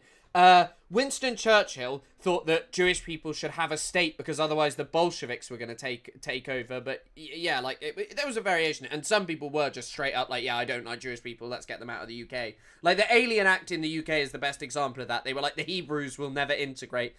I swear I saw one in Exeter. No, you didn't see a raccoon in Exeter. Maybe we can do that when we next visit, Francesco. European society, and thus needed to be shipped out of Europe. Then, when Zionism began to be spread among Jewish circles in the mid-19th century, everyone from Reform, Orthodox, Ultra-Orthodox, and Socialist Jews This is an outrageous video. all opposed the idea for various reasons. Some of these groups eventually began to support Zionism, but it took decades, and even today, a significant number of ultra-Orthodox Jews remain anti-Zionist. This brings about another important point. The only thing I will say is, like, people often go and take pictures of ultra-Orthodox Jewish people. My friend who's Jewish said to me, she was like, you do realise that those people don't actually necessarily have the good of the Palestinians at their heart. They just kind of believe that, like, Jewish people will eventually go to Israel and then all the Palestinians will be slaughtered. It's largely because the Zionists violate the, like, the principles of the Jewish faith as opposed to, like, you know, as opposed to, you know, kind of being like anti what Israel is doing, but at the same time they're still at the protests.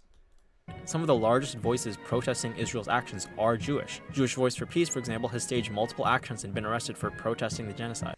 There's apparently 100,000 protesters in Tel Aviv. Really?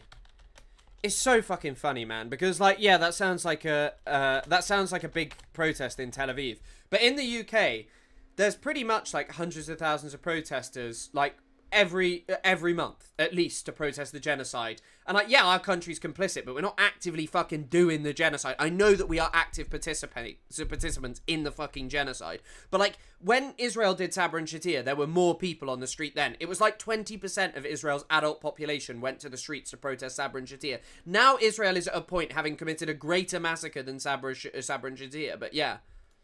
A big point Zionists like to make is that a majority of Jewish people around the world support Zionism. So if you're anti-Zionist, then you're by proxy See, I like this, but I also just liked how overzealots would just insert photos of and videos of just Ethan Klein, because I feel like at this point Ethan Klein is just like a, you know, synonymous with Zionism on YouTube. Semitic because you oppose what a majority of Jewish people believe. So this fails on a few logical grounds. Christian Zionists, for example, outnumber Jewish Zionists 20 to 30-fold. Does this mean being anti-Zionist means you're by proxy Christophobic because a significant number of Christians believe in Zionism? Obviously not, because Zionism is a political ideology, not inherently tied to one religion or another. Anti-Zionists oppose Zionism because it's an ideology of ethnic supremacy that requires dispossessing, terrorizing, and ethnically cleansing Palestinians. It doesn't matter if every Jewish person or Christian person or Muslim person opposed it or supported it. The very idea of ethnic supremacy of one group of people over another is wrong in itself. Now that we've covered the big two smears used to attack anyone who criticizes Israel, I think it's, like, obviously it's not, you know, he's not choosing to go insanely in depth in every single one, but it's also just wrong because it's a supremacist ideology in the sense of, like, if your complaint with Nazism is that, like, it's wrong for its politics rather than just its hubris of just being fucking evil, then you should see Zionism for what it is, which is also a racial supremacist ideology. Like, simple as that. I'll focus on arguments that have cropped up specifically since the start of Israel's genocide. Is Ethan Klein actually going on to kick? Is that fucking true? If he is, the H3 podcast must be dying, bro. Yeah, his podcast is dying, 100%. You know what? I've thought Bad Empanada exaggerated at times, but something is going seriously wrong. Like, if you're going to Kick, like, Kick is a platform where, like, you know, Aiden Ross is doing Nazi shit and stuff. Or, like, Aiden Ross has indulged Nazi shit. Sorry if Aiden Ross hasn't directly done Nazi shit or has denounced that in recent months. Doesn't Nick Fuentes stream on Kick? Like, that's literally a place where people who are anti-Semites who are banned go to do it, you know? Like, go and do that shit because they're banned for being anti-Semites. So that's crazy. But, like, and by the way, like, Ethan must still be raking in fucking money. Like, millions and millions. But, like, you know, losing your audience of people, like, no Destiny fan and all the tens of thousands of, like, people who flock to Ethan because of, you know, what he does on, like, what he does on Israel and his siding and promoting of people like fucking Legal Mindset and all of this stuff. Like, none of those people are buying fucking Teddy Fresh. Like, let's be frank here. None of those people are buying Teddy Fresh. So that is going to go down the fucking toilet and has clearly been going down the toilet because you burnt your bridges with the kind of people who were supporting Ethan and buying fucking Teddy Fresh. I'm sure there's still some crazed H3 maniacs who are just like, yeah, I like H3 because, like, I've just always liked him. But, like, the truth is if you're someone who's progressive and not just dead set on fucking loving Israel, you're going to have turned on H3. Like, it's, yeah. And also, you have to spend so much money on, like, having a podcast with, like, you know, that many employees, that many people who just do everything for you. But, like, yeah, I mean, and it is so funny that he won't go on Twitch because of Hassan and won't do anything with Hassan. But, like, does Nick Fuentes stream on Kick? Yeah, Nick Fuentes literally does stream on Kick. That is fucking hilarious. Like, just, oh, God. He's not going to pay his staff out of his personal wealth. If the business is failing, the employees will leave. Yeah, 100%. Yeah, Kit got Mr. Beast, apparently. They must be offering bank to YouTubers. Well, it's because they trick people with the ad revenue, and then it's just people view botting on there. Because, like, there's a guy in the UK that if you're not from the UK, you probably haven't heard of, called Ed Matthews. And he has apparently 27,000 live viewers on Kick. But, like, if you search pretty much any other social media apart from TikTok, he has no footprint and stuff. It's just like when something outrageous happens, like, you know, the post will get like a few thousand likes. Like, look, I have quite a big social footprint in terms of like being from TikTok, being posted by loads of people, like Arab news outlets and like people sharing my content and shit. And yet, like, I'm not pulling in 20,000 viewers. And I know he's probably a bigger creator than me, you know, definitely, actually, in fact. And what he does is more appealing to people. But, like, I think that the ultimate thing of it is just, like, that platform is clearly inflating people's views a lot. But Hassan put that sword in a video. Oh, 100%. Ethan doesn't give a fuck about anti-Semitism. Ethan doesn't give a fuck about anti-Semitism at all. It's so funny because he said... Oh, yeah. But Hassan put that sword in a video. They also have Jewish merchant emotes on Kick. Do they have... Jesus fucking Christ. Starting with, of course...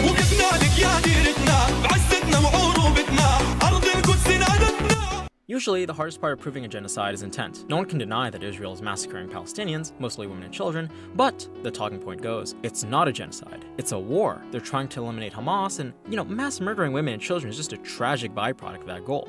Of course, this falls apart when you see what Israeli politicians are saying and have been saying for over a year, that they want the complete annihilation of the Palestinian people. See, one of the craziest things, which I will just reiterate, is that the Syrian civil war is taken as a particularly brutal example of a civil war. And in the highest death tolls of children, civilians, the ratio doesn't even compare to what Israel is doing.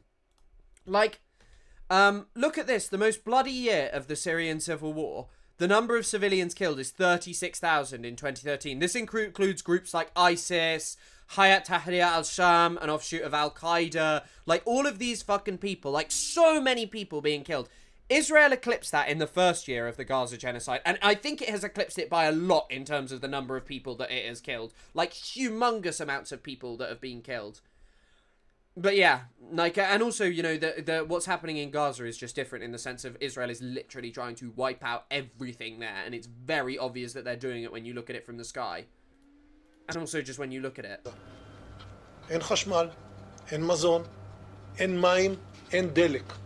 הכל סגור. אנחנו נלחמים בחיות אדם, ואנחנו נוהגים בהתאם. You know what? Now I see him speaking, I think he's a really great guy. He's a really great guy. It's an entire nation out there that is responsible.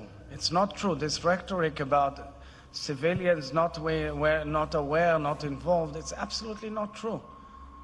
We shall realize the prophecy of Isaiah. And these are only a few of the incitements to genocide made by the most prominent Israeli politicians. Law for Palestine has over 500 genocidal statements from army personnel, journalists, influencers, and former government officials, some of which were used by South Africa to prove at the International Court of Justice that Israel was committing a genocide. So when we have a state that's saying they're doing a genocide, and we also see on the ground they're doing genocide, it's no wonder that almost everyone agrees they're doing a genocide. Amnesty International, Human Rights Watch, the UN, Euromed, Doctors Without Borders, and almost every genocide and Holocaust scholar agrees that Israel is committing a genocide. When one genocide scholar was asked if he could name one expert who thinks what Israel is doing in Gaza is not a genocide, he said he didn't know one. The only people...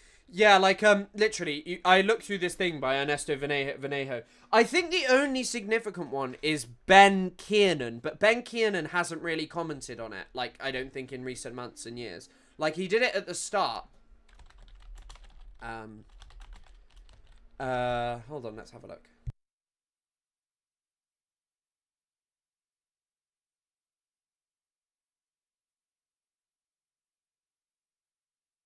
Haaretz is posting about it here.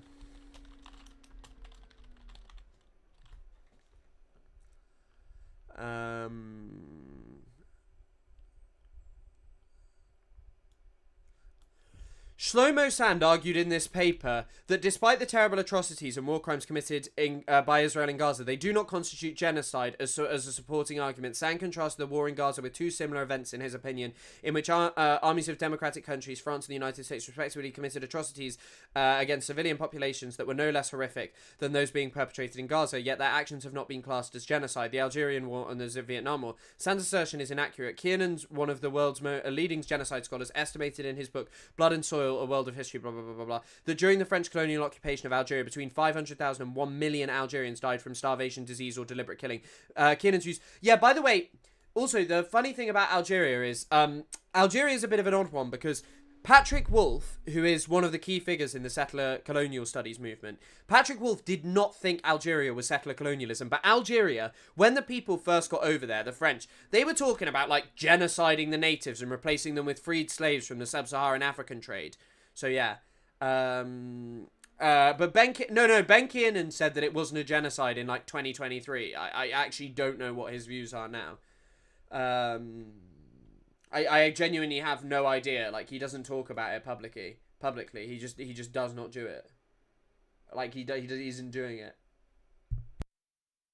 For whom the genocide label is controversial are those that willfully ignore what the Israeli state says, has done, and is doing, which is why a lot of Zionist loppers have dropped the act and straight up said they support genocide. One way Zionists justify I would say this guy is a fellow comrade of mine in the sense of he's pretty poor with some of the audio levels. massacring Palestinians is that Hamas is using them as human shields. See, it's not their fault they have to blow up that baby. It's actually Hamas's fault. This talking point is used less and less now as it's become increasingly clear Israel has indiscriminately destroyed everything in the Gaza Strip. Nevertheless, the human shield argument is always transparently ridiculous because there was never any proof. We conducted several interviews, dozens of interviews with civilians and with people, Palestinians, in areas that were designated as combat zones. But we have not documented at least one case of Palestinian armed members using civilians as human shields. Instead, what's been standard practice is Israeli soldiers using Palestinians as human shields. And you don't even have to take my word for it, we can see with our own eyes and listen to former IDF soldiers testify that it's common practice. Rather than Palestinian civilians being human shields for an operation otherwise surgically targeting Hamas, it's civilians who are being surgically targeted. Testimony after testimony from doctors in Gaza show that the Israeli army aims for and murders children, killing them with bullets to the head or chest. Palestinians aren't human shields for Hamas, they're human targets for the IDF. Yeah, I mean, also, you can just look at the history of Israel just intentionally shooting children and all of the all people that got in its way. Yeah, like up the stream. Of course, Hamas has offered to free the hostages again and again, most commonly in the form of all-for-all deals, in which they'll release all their hostages in exchange for all the thousands of Palestinians arbitrarily kidnapped and held hostage in Israeli prisons. It's been the Israeli government that's rejected and sabotaged these deals, instead opting to free the hostages from life by indiscriminately bombing Gaza, including areas where the hostages are held, depriving hostages of food and water by starving the entire strip, and outright murdering hostages if they try to escape and run to Israeli forces. When Palestinian resistance forces were returning to Gaza after October 7th, Israel greenlit the Hannibal Directive and attacked vehicles carrying their own hostages. These actions are why some family members of the hostages have publicly repudiated the Israeli government, which at every turn has sabotaged the one thing that would guarantee. It's also why certain hostages have just disappeared from, like, the field of just public media, because they just don't talk what Israel wants and speak as Israel wants, so we're just not hearing from them. Their safe return. A deal. When short-lived hostage exchange deals are made, we can see the conditions of Palestinian and Israeli hostages. Hostages kept by Hamas are relatively okay for being hostages and happy to be released, kissing or shaking hands with their captors. Compare that with the condition of the much larger number of Palestinian hostages kept by Israel, who show clear marks. And by the way, this is like celebrated in Israeli society. They're always like, Palestinians. They're always doing these propaganda shows to release the hostages. It's like Israel does news reports inside the prisons and they talk positively about what they're doing. Of torture, assault, and starvation. Many of these hostages, by the way, are usually just random Palestinian civilians kidnapped by the IDF without any charges, despite Zionist attempts to smear them all as terrorists. Compare that with the descriptions of some hostages kept by Hamas, who are helpless innocents who happen to be kidnapped from a tank. Kidnapped my large adult son. On October 7th, Hamas terrorists kidnapped my poor baby boy from his killed. He should have used Hezbollah Big Chungus, but I guess it wouldn't have fit. Maybe there's an IDF Big Chungus. You will dance again. There's no evidence of mass systemic rape on October 7th. Whoa, get a load of this guy. He's a rape denier. So much for believe all women. He's actually a raging misogynist. He's a rape denying, terrorist sympathizing, communist, misogynist, anti-Semitic, and on and on and on. Zionists love to pile smears on anyone who pushes back against their propaganda. And it's an easy strategy. You just assert an atrocity without evidence, like, for example, 40 babies were beheaded by Hamas, and when you ask for proof, they pile the smears on. I mean, would you really doubt that Hamas beheaded 40 babies when Joe Biden himself said he saw proof? He's the most mentally lucid person in the world. Wow. Is this guy seriously IOF try not to kill babies for 1 day challenge, impossible difficulty. And unfortunately, it is very difficult for them. They're addicted. I guess at a certain point, you're just exterminating human beings and it just becomes the status quo. Among Us Bunny was not on my 2025 checklist. assaulting an 82-year-old man with cancer? What a baby beheading denying ageist. Of course, there was no evidence of 40 beheaded babies. It was a lie to manufacture support for the genocide Israel is currently enacting on Gaza. The same goes for allegations of mass rape. This is all atrocity propaganda, painting a picture so horrific it justifies genociding every man, woman, and child in Gaza. It's the next stage of Israel's propaganda blitz, as Tel Aviv quickly pivoted from beheaded babies and other completely made-up atrocities to the suddenly discovered plague of systemic rape by Hamas on October 7th. This, by the way, is not to mock or dismiss real survivors of sexual abuse, because all these months later, there's still not a single victim of mass rape on October 7th, living or dead, that can be positively identified. The New York Times article that broke the mass rape story has been thoroughly debunked, with family members of their cited victims saying they were not raped, the reporting having no prior reporting experience, and the Times podcast itself shelving an episode on the article because of factual issues. Other so-called evidence include confessions. I mean, I totally agree with this. Like, the idea that sexual assault could have happened on October the 7th is not outside the realm of possibility. Like, it is not outside of the realm of possibility, especially with a considerable amount of people who are not members of Hamas breaking into Gaza, and also not members of even, like, well-trained resistance organizations or anything, who would have just been interested in revenge, so to speak. But I think that ultimately, thank you, Range Rover. I think that ultimately, like, the thing is that, like, when it comes to this, it was, as he's right, it's all just Israeli propaganda that is deployed for the sake of justifying the unjustifiable and saying that, like, the pro-Palestinian movement actually needs to think about this thing, and to undermine talking directly about the fact that Israel is categorically doing genocide in the Gaza Strip. Made under torture, whose reliability is rejected by multiple human rights organizations. Finally, Israel itself has obstructed investigations into mass rape on October 7th. Investigations that, despite pulling a lot of strings, did not find any convincing evidence, and in fact found that some evidence had been fabricated. Despite the lack of proof of mass systemic rape on October 7th, Israeli mass rape of Palestinian prisoners is not only well documented in, for example, a UN report entitled More Than a Human Can Bear, but celebrated by Israelis. When a video of 10 IDF soldiers gang raping a Palestinian prisoner got released, protests broke out in Israel, not against the gang rape, but in defense of the soldiers' right to rape. Israeli politicians... You know, that guy did actually go to prison, I think. I think he went to prison for like a few months. Call these rapists heroes, and protesters stormed the prison where they were being held. This, by the way, is why Israel keeps obstructing October 7th mass rape investigations. They don't want neutral investigators to dig into their own atrocities. So yeah, Zionists aren't rape deniers, they're rape celebrators.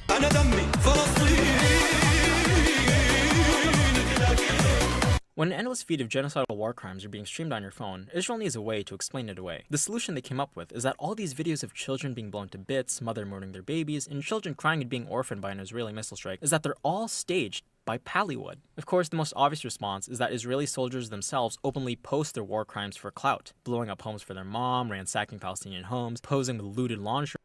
Sorry, I just wanted to check something. Hassan saying that Hila is a valid military target. Hold on 1 second. DFLP or even former Fatah militants, even for matter if they're DFLP, PFLP, or even former Fatah militants. Okay, it is perfectly legal, perfectly valid, and perfectly moral.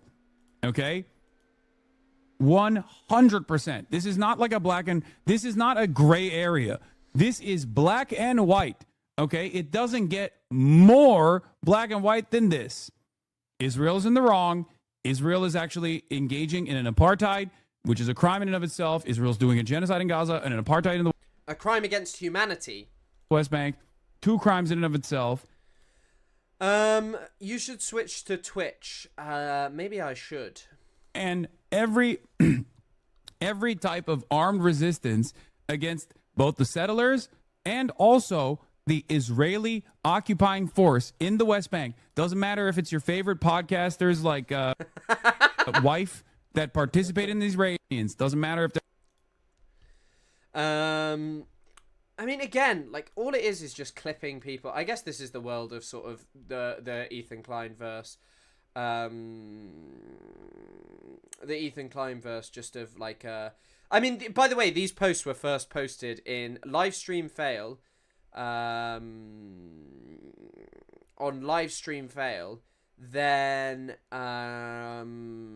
Lonerbox, then the Destiny Reddit, and Destiny Reddit said, this is no longer funny, and then, oh god, what is the actual full context of this?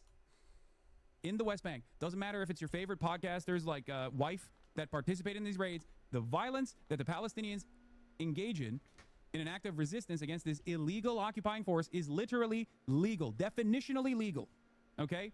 It's just the truth. Straight up. It doesn't matter that they look to be in garb that makes you think that they're in the right, okay? Like, what's the point? When you're doing raids in the West Bank, you're a valid military target under international law because occupied peoples have the right to exist.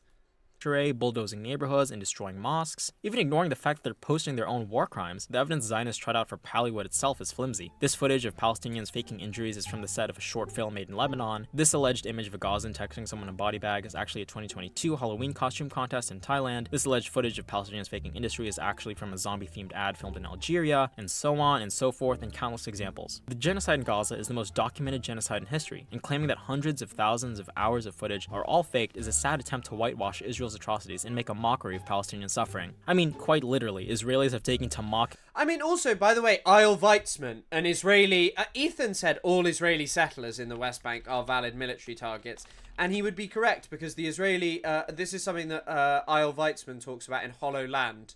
Eyal Weitzman is the head of forensic architecture. Eyal Weitzman is someone who talks about how, like, when they live in there, they've effectively act as surveillance tools of Palestinians who are trying to exist and go about their everyday life. Palestinians on social media. The great irony, of course, is that it's the Israeli side that conducts the worst hoaxes. Hey guys, so today we're going to do the world's most moral tier list of bad Israeli Hezbollah. So first we have the leaked terrorist conversation about the Al-Ali Arab hospital explosion. Wow, what a throwback. This was... By the way, Lonerbox said that these people who lied only did it to hype up their forces, because they provably did lie, by the way. Israeli spokespeople went on television and lied about what happened. Back when Israel first bombed a hospital in Gaza and panicked at the international backlash, making up a fake conversation between terrorists, who conveniently said, golly gee, what a shame it was our rocket, non-Israeli airstrike that blew up that hospital. Multiple experts now have said the call was an obvious fabrication, and you know, it's moot now that Israel's attacked every hospital in the Gaza Strip and doesn't even pretend anymore. This one's going in D tier just because of how poorly it's aged. Then we have the Hamas sign-in sheet hoax, where the IDF claimed to have found a list of terrorist names in a hospital that turned out to just be a calendar. I mean, on the one hand, this one is so lazy, but on the other, you kind of gotta respect the sheer laziness of it. This one in B tier just because it's hilarious. Yeah, I do find Israeli propaganda awesome. I do find Israeli propaganda fucking awesome, in the sense of, like, these people just do not give a shit. They're just gonna say shit because the people who like it are always gonna believe it. The Al-Shifa nurse hoax is a classic. It's why, in some ways, like, addressing, like, the more prominent talking points, I can see a point to it, and, like, reacting to videos and stuff and doing it for the sake of, like, engaging major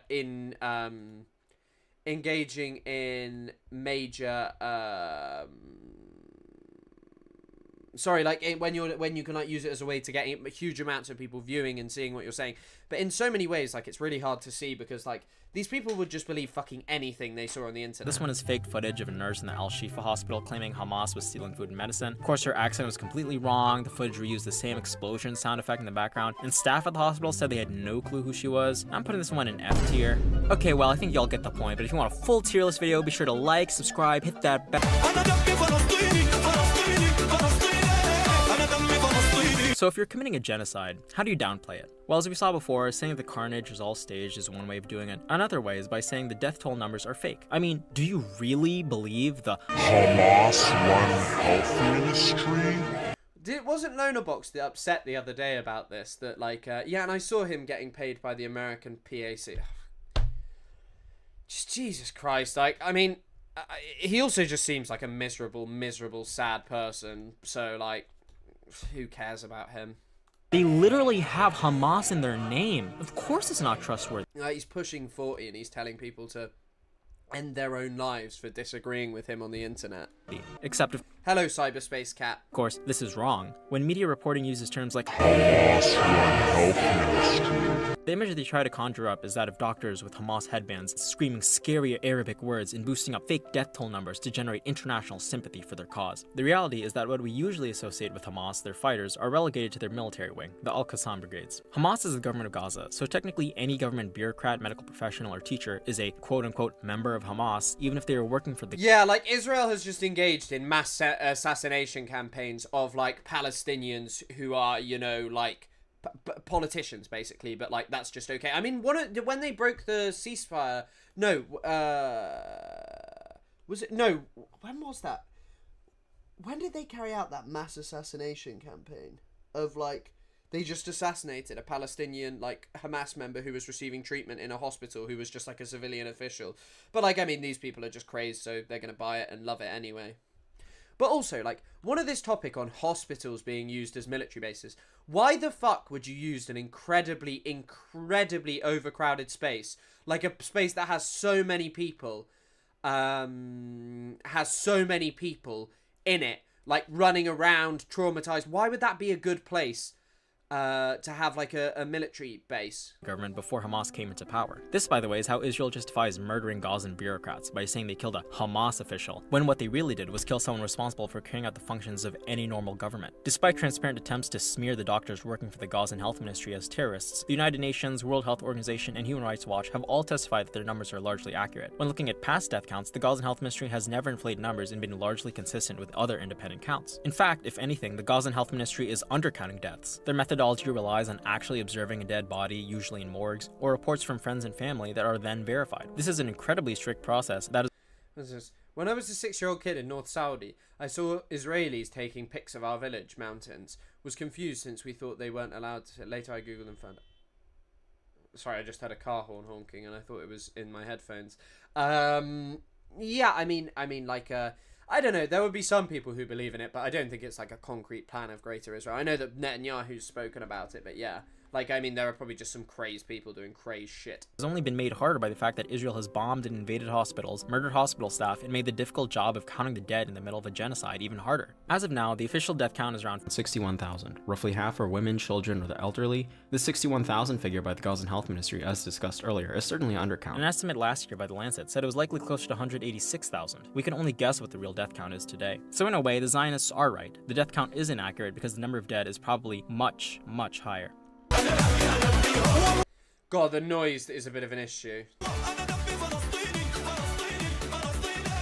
This argument is a favorite thinly veiled death threat that Zionists like to use against anyone who speaks up for Palestine. I mean, just look at how precisely Israel is striking international aid workers at the world's central kitchen. You don't think they're going to eagerly murder foreign activists going there? But despite the dangers, when pro-Palestine activists do want to break the genocidal death siege on Gaza, that, may I remind you, is starving the entire population to the extent that mothers can't even produce breast milk, which babies need for survival, Zionists suddenly switch up. Go to Gaza. Okay.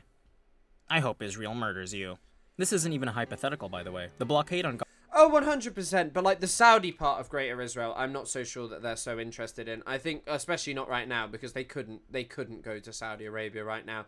And also, like, America would say, yeah, what the fuck are you doing? That's just going to bring loads of issues to us. They wouldn't allow that to happen. But I know there are people who kind of believe in that. I'd say the Greater Israel now is more all of historic Palestine and parts of Lebanon. Gaza has tightened since 2007, with Israel strictly controlling who and what comes in and out to maintain it as an open-air prison. Activists have routinely tried to break the blockade and sail to Gaza with humanitarian aid, with one attempt in 2010 resulting in Israeli commandos murdering 10 activists and injuring dozens of others. Another attempt in 2018 resulted in activists being beaten, assaulted, and tasered. The most recent high-profile attempt this past June by Greta Thunberg and 11 other activists likely avoided being outright murdered because of the attention their fame brought them. So when the Israeli government mocks the Freedom Flotilla as a selfie yacht, what they're really complaining about is the fact that live streaming, documenting, and bringing international attention to famous activists trying to break the Gaza blockade prevented them from murdering his entire crew. Keep in mind, by the way, that all these ships were attacked and his crew kidnapped in international waters, which is illegal. We can only hope that Israel release the hostages.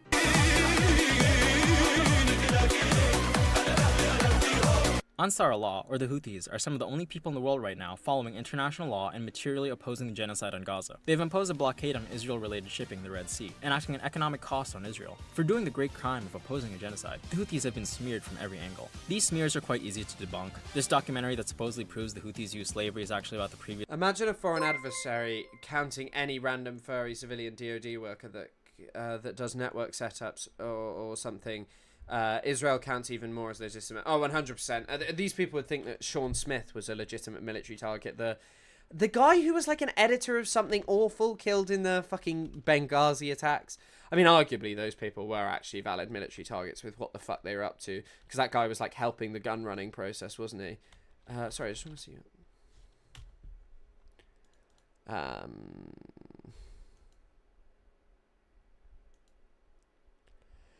This Yemeni government. The idea that the Houthis are just pirates using the genocide as an excuse to steal from ships is dispelled by the fact that they stopped their blockade when a ceasefire was in place and then resumed attacking ships when Israel... I don't think Israel will be able to transfer Palestinians into South Sudan. Although, did you know the leader of South Sudan, Salva Kiir, has a hat which he was given by George Bush, which he always wears. He always wears a 10-gallon hat. He's not a good guy. He's a...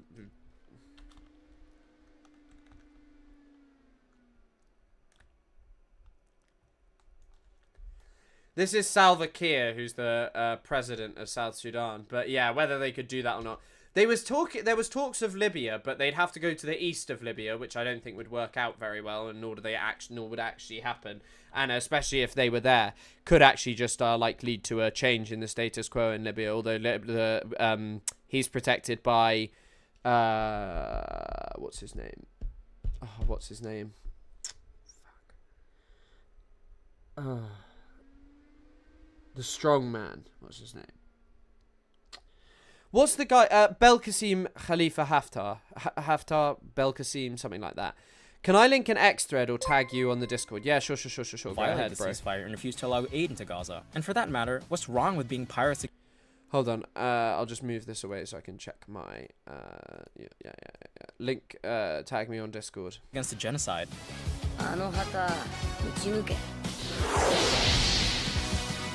Yeah, genuinely, I find this very hard to believe. Like, I honestly, it's just like you're telling me the Houthis are bad, some of the poorest people in the world showing solidarity with Palestine. I ain't fucking buying it, bro. Finally, this idea that the crew of the ships they attacked are still missing or haven't been seen is also nonsense. The Red Cross has repeatedly checked in on them, and during the brief ceasefire in January, they were later released. These smears are made because the Houthis, for all their other faults, are nevertheless one of the few parties willing to enforce the UN Charter on genocide and, you know, actually work to stop the genocide.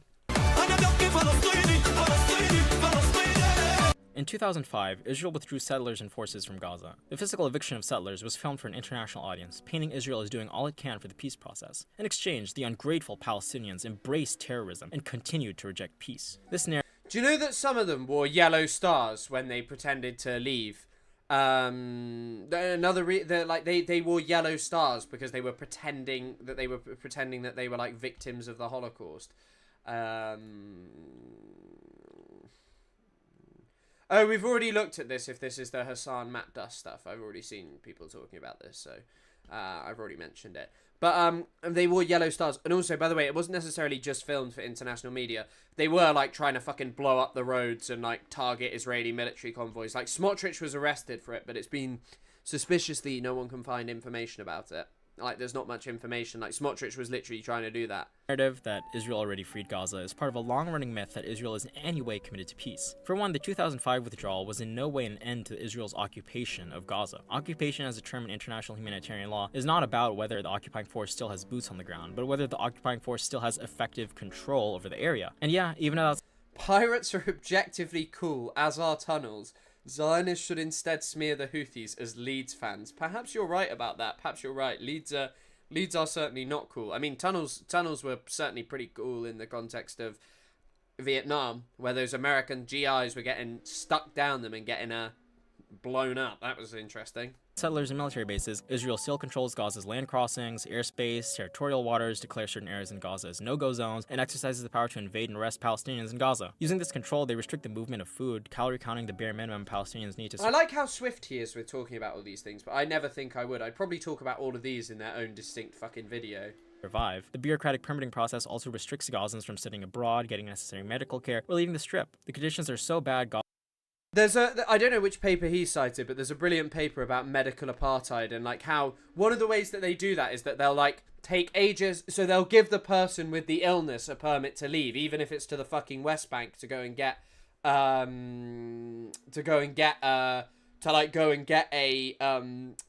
it, but then they'll deny the person who goes with them to cares it, so they can't do it. Gaza is famously called the world's largest open-air prison. So why did Israel withdraw settlers and military boosts in 2005? Well, let's hear what a top aide to Israeli Prime Minister Ariel Sharon had to say about it. The significance of the disengagement plan is the freezing of the peace process, and when you freeze that process, you prevent the establishment of a Palestinian state.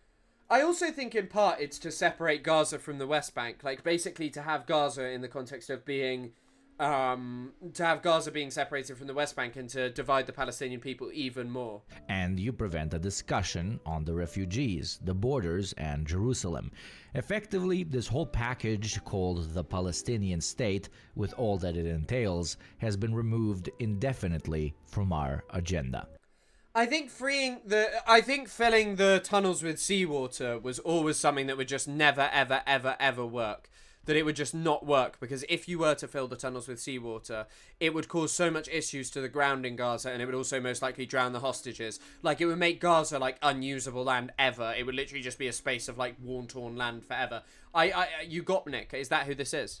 So the 2005 withdrawal was basically a way to kill a Palestinian state and refocus efforts at annexing the West Bank. Whenever anyone opposed growing settlements in the West Bank, Israel could point to the image of poor Gazan settlers being evicted and say that they I like how he's got the IOF screen and then someone watching fucking Contra points down here. Sacrificed so much. Yes. You can email me. Much for peace. In addition, the settlers themselves were posing problems, and evicting them allowed Israel to better lob missiles into Gaza without harming Israelis.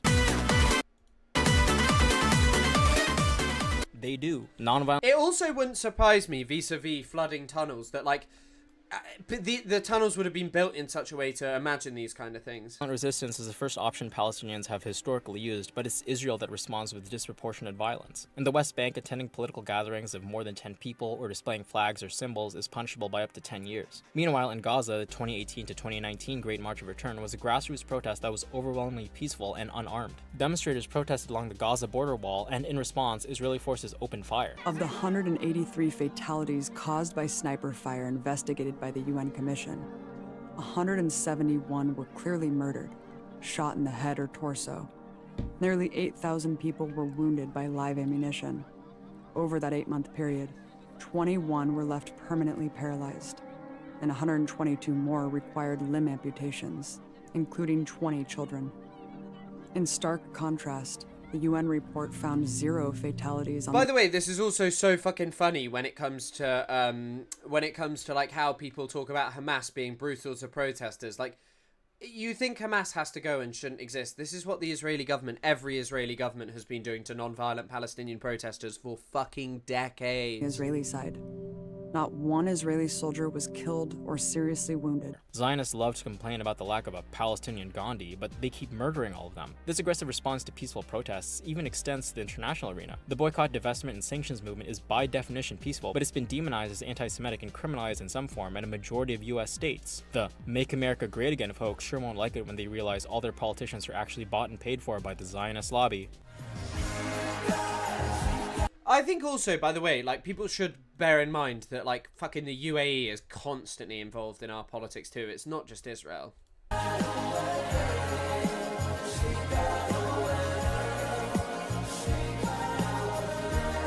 So what happens when all forms of peaceful resistance are violently suppressed? Obviously, people turn to violent resistance. And if people are caged into an open-air prison for decades, massacred in routine assaults every few years, and denied the possibility of a better future, well, they'll do anything to break out of that prison.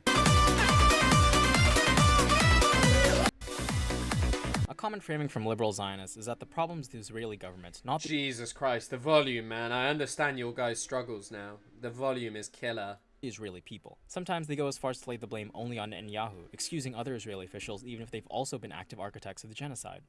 So Netanyahu fired this guy, Gazan Obliterator 69. Really?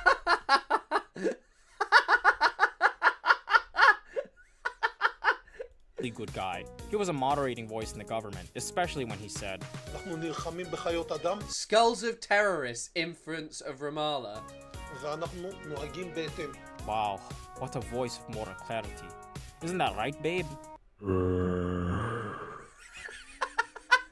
Supermajorities of the Israeli public have consistently shown support for the genocide. In February of this year, a poll found approximately 7 out of 10 Israelis supported ethnically cleansing Gazans. The only point of contention was whether ethnic cleansing was practical or not. Another poll from last March found 82% of Jewish Israelis supported expulsion, and 47% supported killing all Palestinians in Gaza outright. Even beyond Gaza, a majority of Jewish Israelis support expelling Palestinian citizens within Israel. Don't just take my word for it, listen to what Israelis were saying even before October 7th.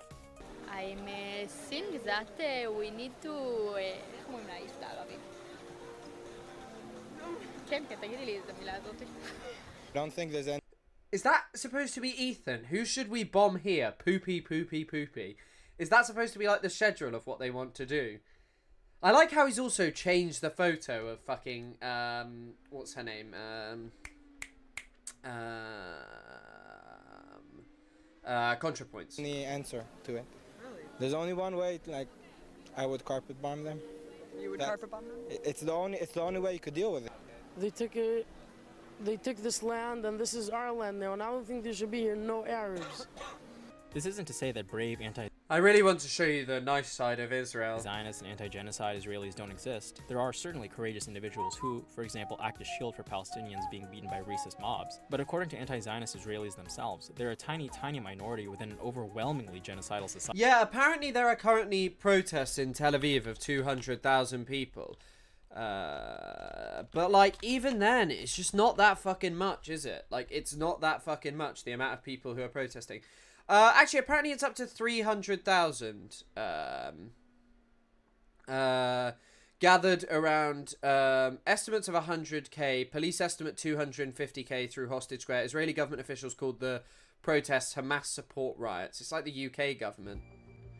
I do wonder if maybe they'll finally cause something, but you need more. But the thing is that protests do snowball. Like, protests do snowball, and now there's so many people out, maybe more people will feel comfortable going out. But even then, I'm just like, there are so many people who just don't care, who just support Netanyahu and literally just don't give a fuck. Like, there's like a dying establishment of people who cling to like a just and moral old Israel that never fucking existed. The problem isn't Netanyahu or a few bad apples in the Israeli government. The problem runs much deeper, and much longer, long before. All the arguments I've addressed so far have been primarily pushed in response to October 7th, but if we start and end with October 7th, that would... Yeah, it is because they hate Netanyahu, and most of them just don't even give a fuck about the Palestinians. It's literally just about the hostages for a lot of people, but it remains to be seen. It remains to be seen. Be tacitly accepting a frame that Zionists themselves push, that on October 7th, Hamas terrorists massacred over 1,200 Israelis for no reason other than that they hate Jews. For a lot of Zionists, October 7th justifies everything. Don't cry about a war you couldn't finish. They say while running to their bomb shelters after unilaterally bombing Iran. But where did Gaza come from? Where did Hamas come from? And why did Palestinian resistance fighters have to break out of these walls that just... Yeah, exactly. It is just a symptom rather than the root cause. And I think as well, I've spoken about this before, and I might make a YouTube video about this called Netanyahu in Nuremberg. Because, like, the truth is that Israeli society is the problem and Zionism is the problem. I think you have an ideology which at its root is okay with ethnically cleansing Palestinians. So, like, how do you really move beyond that? There is no way. Randomly happen to be there. Gaza is a tiny strip of land, slightly more than 2% of the landmass of Palestine. It's 25 miles long and around 6 miles wide and one of the most densely populated places. But the thing is Adam too said the Israeli economy is literally set up for this. Like, the Israeli stock market did hit a new high at a certain point not that long ago. So, like, in a certain sense, it does almost feel like Israel is fine with this kind of stuff. Hold on, I just want to check. Ah, yeah, it is there. That Israel is kind of fine with this kind of stuff, but like I don't know. I don't know, because there are certain things like Eilat is shut down, one of their points in the world. The reason it's so densely populated goes back to 1947 and 1948, to the founding of Israel. For decades before 1947, the Zionist movement had built up support from the British Empire to take over the land of Palestine and build a Jewish state. The problem was, of course, that Palestine already had inhabitants, Palestinians, who didn't want to be displaced from their own homes. By 1947 to 48, however, the Zionist movement solved this problem with one easy trick. ethnic cleansing. They simply ruthlessly kicked out Palestinians, demolished Palestinian villages, and pushed them all into the surrounding countries of the West Bank and Gaza Strip, the two Palestinian territories that exist today. Israel occupied both territories after the 1967 war and enforced increasingly harsh repression over the decades. In the West Bank, Israel has established settlements that are recognized internationally as illegal in preparation for full annexation. Gaza, meanwhile, suffers from a blockade tightened by— Exactly. Well, you're wrong there, Marcus. Their entire economy is not weapons. It is also complex surveillance systems that mesh and meld well with what Western governments also want to do in like Europe and America. Israel since 2007, while being routinely massacred in mowing the grass operations. Conditions in Gaza have only deteriorated. 71% of the population are refugees, 81% live below the poverty line, 64% are food insecure, and nearly half are children. This is all according to the Israeli government's plan, of course. They had long adopted a policy of divide and conquer, supporting Hamas in Gaza and the Palestinian Authority in the West Bank to ensure Palestinians remained politically divided, impoverished, and desperate. The story of Israel-Palestine is the age-old story of settler colonialism. Zionists ethnically cleansed Palestinians from their land, occupied the remaining territories, and kept them in a state of political division and desperation. As Netanyahu said, "We control the height of the flame." Yes, I will add a link to the VOD in my description. It's a great video. I'm enjoying this. October 7th exposed that they did not, in fact, control the height of the flames. October 7th was not a burst of inexplicable terrorism. It was the inevitable result of dispossessing, besieging, occupying, and colonizing a people for decades. Now that we're moving beyond the October 7th framework... That video, I think fucking Overzealots had it in his video of fucking what's his name? Mutahar being like, oh, you know, this is an ancient conflict between Jews and Arabs. Into broader arguments. Crazy, Jews and Muslims. Stereotypical of Israel-Palestine is that the conflict is a 1,000-year-old clash of civilizations between Jews and Muslims who both hold claims to the same land. For many Americans influenced by Islamophobia, they see all Muslims as terrorists, so it's easy to choose which side to support in this eternal fight. Where does Big Chungus fit in that? But the conflict is not an eternal religious conflict, but a modern colonial one. Zionism proper began in the mid-19th century. The first Zionist conference was in 1897, and Israel itself was established in 1948. KFC, microwaves, rocket ships, Nintendo, Joe Biden, and Donald Trump are all older than the state of Israel. What talking points like this do is obscure the nature of the conflict. It's not an age-old religious battle between Chelsea FC is older than Israel. Muslims and Jews. In fact, the land of Palestine was historically a multi-religious society, with Muslims, Jews, and Christians all living together during Ottoman rule. What Zionism did was claim that the entire land, already populated with a thriving, multi-religious Arab society, belonged entirely to Jewish people. To pursue that goal, Zionists settled mostly European Jews and ethnically cleansed their indigenous inhabitants of Palestine. Decades of dispossession, violence, denial of basic human rights, and now outright genocide were and are necessary to ensure that an originally Arab society became settled and replaced with the Jewish supremacist ethno-state. And this, of course, happened in the last 100 years. Hardly an internal conflict. To quote from the Israeli historian Ilhan Pape, "The last paradox is that the tale of Palestine..." Interesting choice to use the book version of this, because that is not Ilhan's voice. "From the beginning until today is a simple story of colonialism..." It's probably Frank Barrett who interviewed the two of them. "And dispossession. Yet, the world treats it as a multifaceted and complex story, hard to understand and even harder to solve. Indeed, the story of Palestine has been told before. European settlers coming to a foreign land, settling there, and either committing genocide against or expelling the indigenous people. The Zionists have not invented anything new in this respect, but Israel succeeded nonetheless, with the help of its allies everywhere, in building a multi-layered explanation that is so complex that only Israel can..." Wait, is it Frank Barrett? I thought it was by someone... I thought someone else had written it. Isn't it like an interview? I could have sworn. I haven't read it in so long. I read it when I was 17 or 16. "And understand it. Any interference from the outside world is immediately castigated as naive at best." Oh, it's Bez D. Marks. Ah, interesting. "Or anti-Semitic at worst." Despite most of them not... Llama Brained, why are you now talking about propaganda to create confusion about genocide? You were talking about my video earlier having something to do with a shooting in Crown Heights. You said between this and the shooting in Brooklyn, and that too can be analysed. I'm not sure if the Hushuri. Hi, hello Sean AR. Not being religious. Thank you for your donation. Hello. Just you could have just said hello in the chat, and I quite possibly would have if you'd said it at the start, but thank you.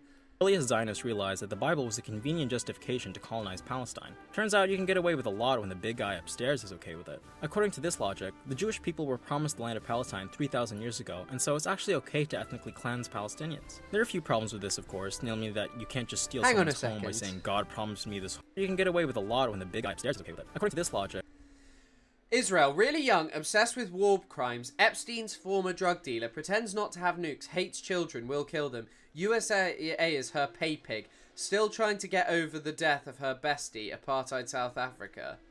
the Jewish people were promised the land of Palestine 3,000 years ago, and so it's actually okay to ethnically cleanse Palestinians. There are a few problems with this, of course, namely that you can't just steal someone's home by saying, God promised me this home 3,000 years ago. I mean, every colonial movement has justified colonization in one way or the other by saying, God promised me this land. But beyond that obvious point, the early Zionists looked at alternative places to colonize and create a Jewish state. Theodor Herzl, the father of modern Zionism, considered Uganda, areas in North and South of America, and Azerbaijan. You're really telling me that God promised Uganda to the Jewish people 3,000 years ago?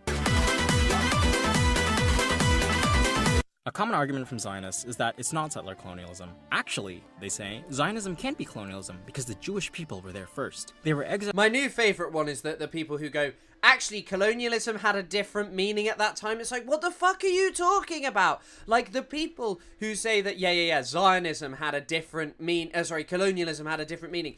It had the same practical application, and it didn't have a negative connotation.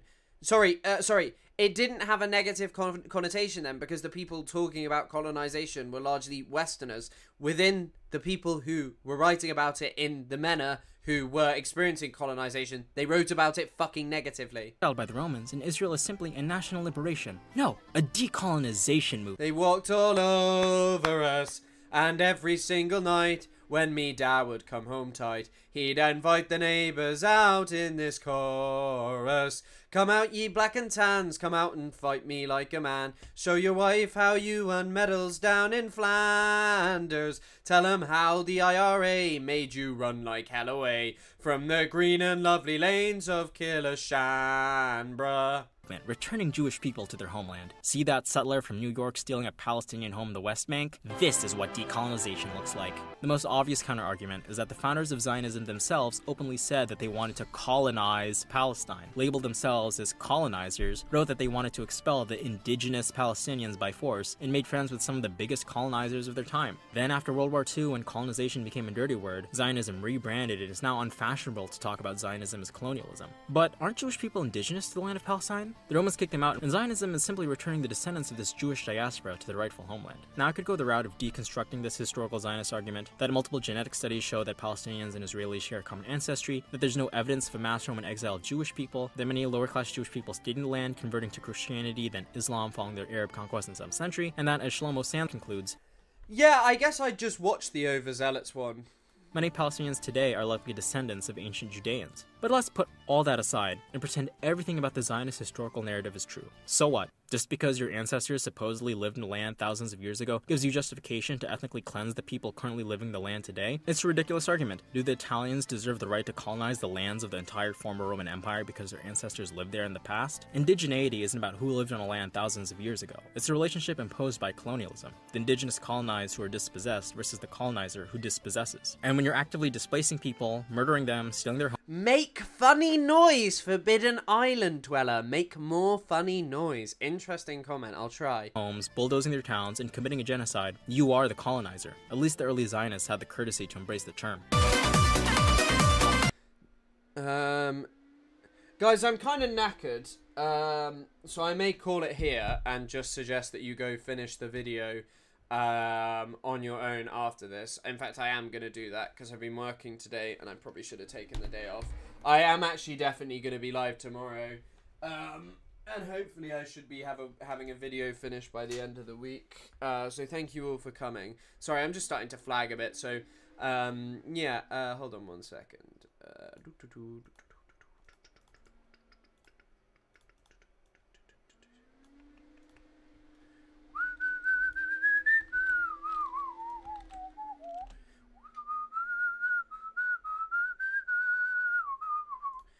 And I just think as well, I don't really have a problem with saying if you enjoyed the video, please go and give it a view yourself and watch it, because I think that's probably a good thing to be getting up to. So right, I'm going to call it there just because I'm not feeling going on anymore. I'm sorry. I'm just tired. I hope you all have a lovely rest of your Sunday. But yeah, thank you all for coming. Thank you all for coming. And I just think as well, I don't really have a problem with saying if you enjoyed the video, please go and give it a view yourself and watch it, because I think that's probably a good thing to be getting up to. So right, I'm going to call it there just because I'm not feeling going on anymore. I'm sorry. I'm just tired. I hope you all have a lovely rest of your Sunday. But yeah, thank you all for coming.